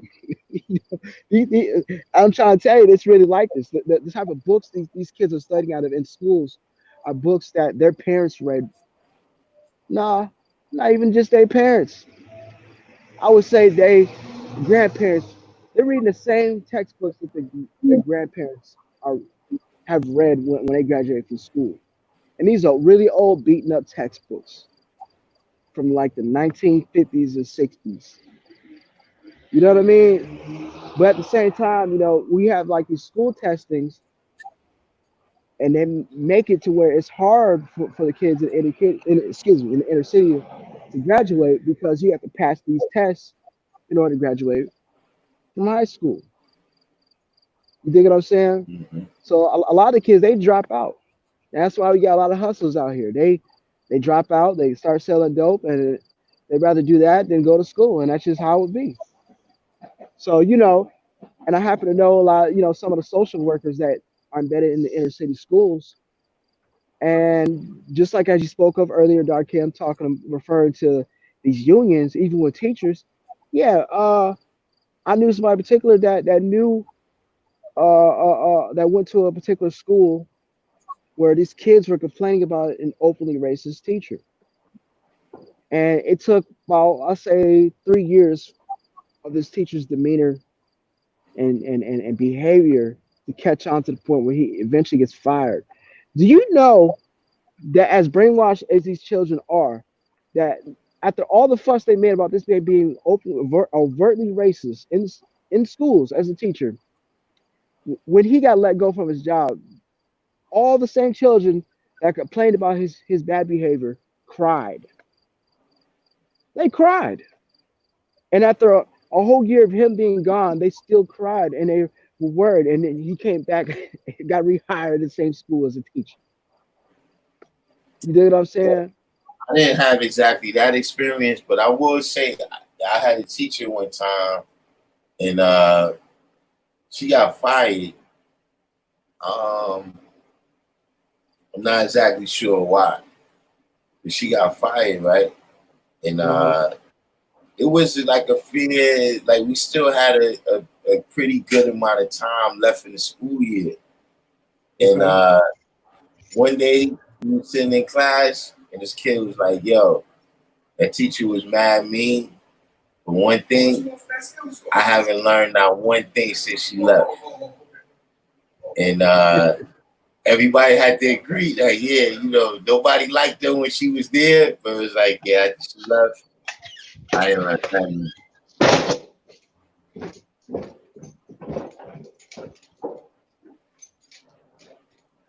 But I had a couple of racist teachers too. A lot of like Mr. Monto. You mean like overtly? Yeah, he was pretty overtly racist. I mean, it just came across that he looked at himself as a zookeeper. He didn't see himself as a teacher. Yeah, like a vanguard. Yeah, we just we was just the animals that he was charged with keeping track of. But you could just tell he didn't want to be there.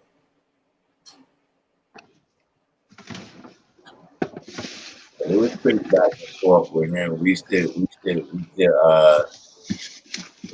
things to him.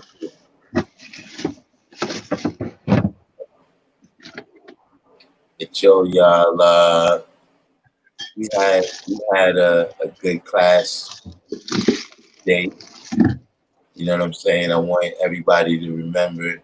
Oh shit.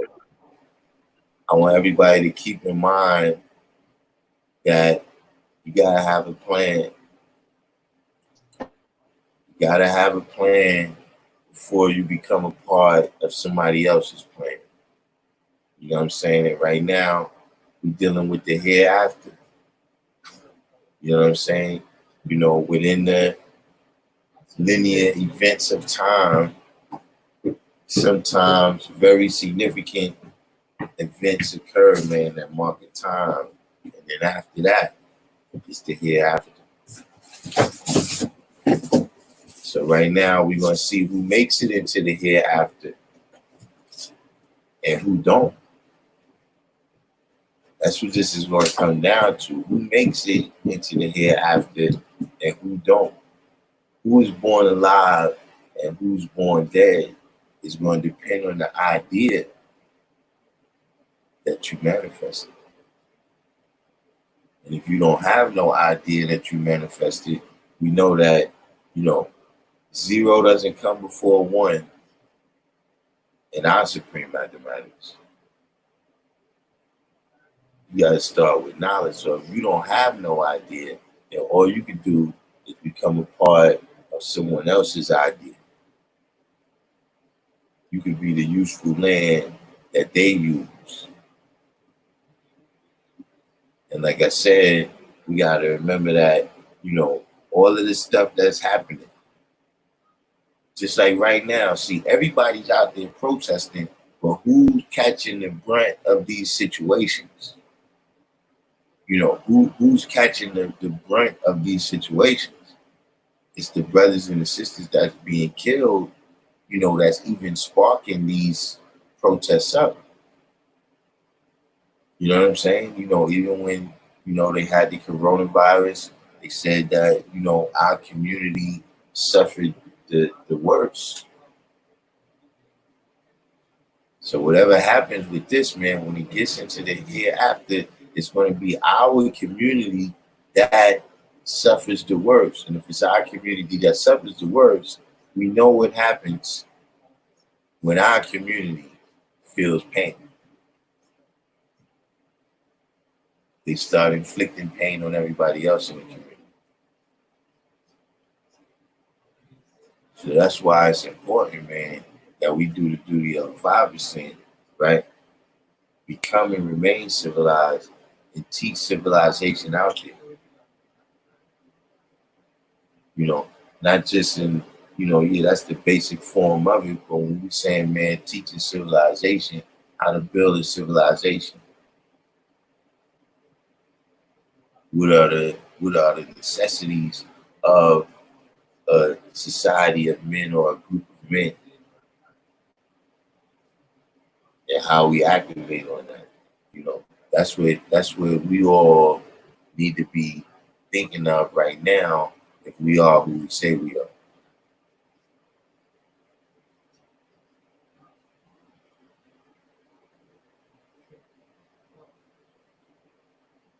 So I'll be catching y'all brothers tomorrow and sisters. If you made it this far with me, do the each one teach one, hit the like button. If you're new to the channel, hit subscribe, and we'll be back tomorrow. I guess Supreme Man is gonna fill us in some more on the situation and what's going on in Atlanta. And also, man, I'm gonna be checking out what is in the Trump bill as well, the Trump police reform bill. So we're gonna be discussing that as well. But peace.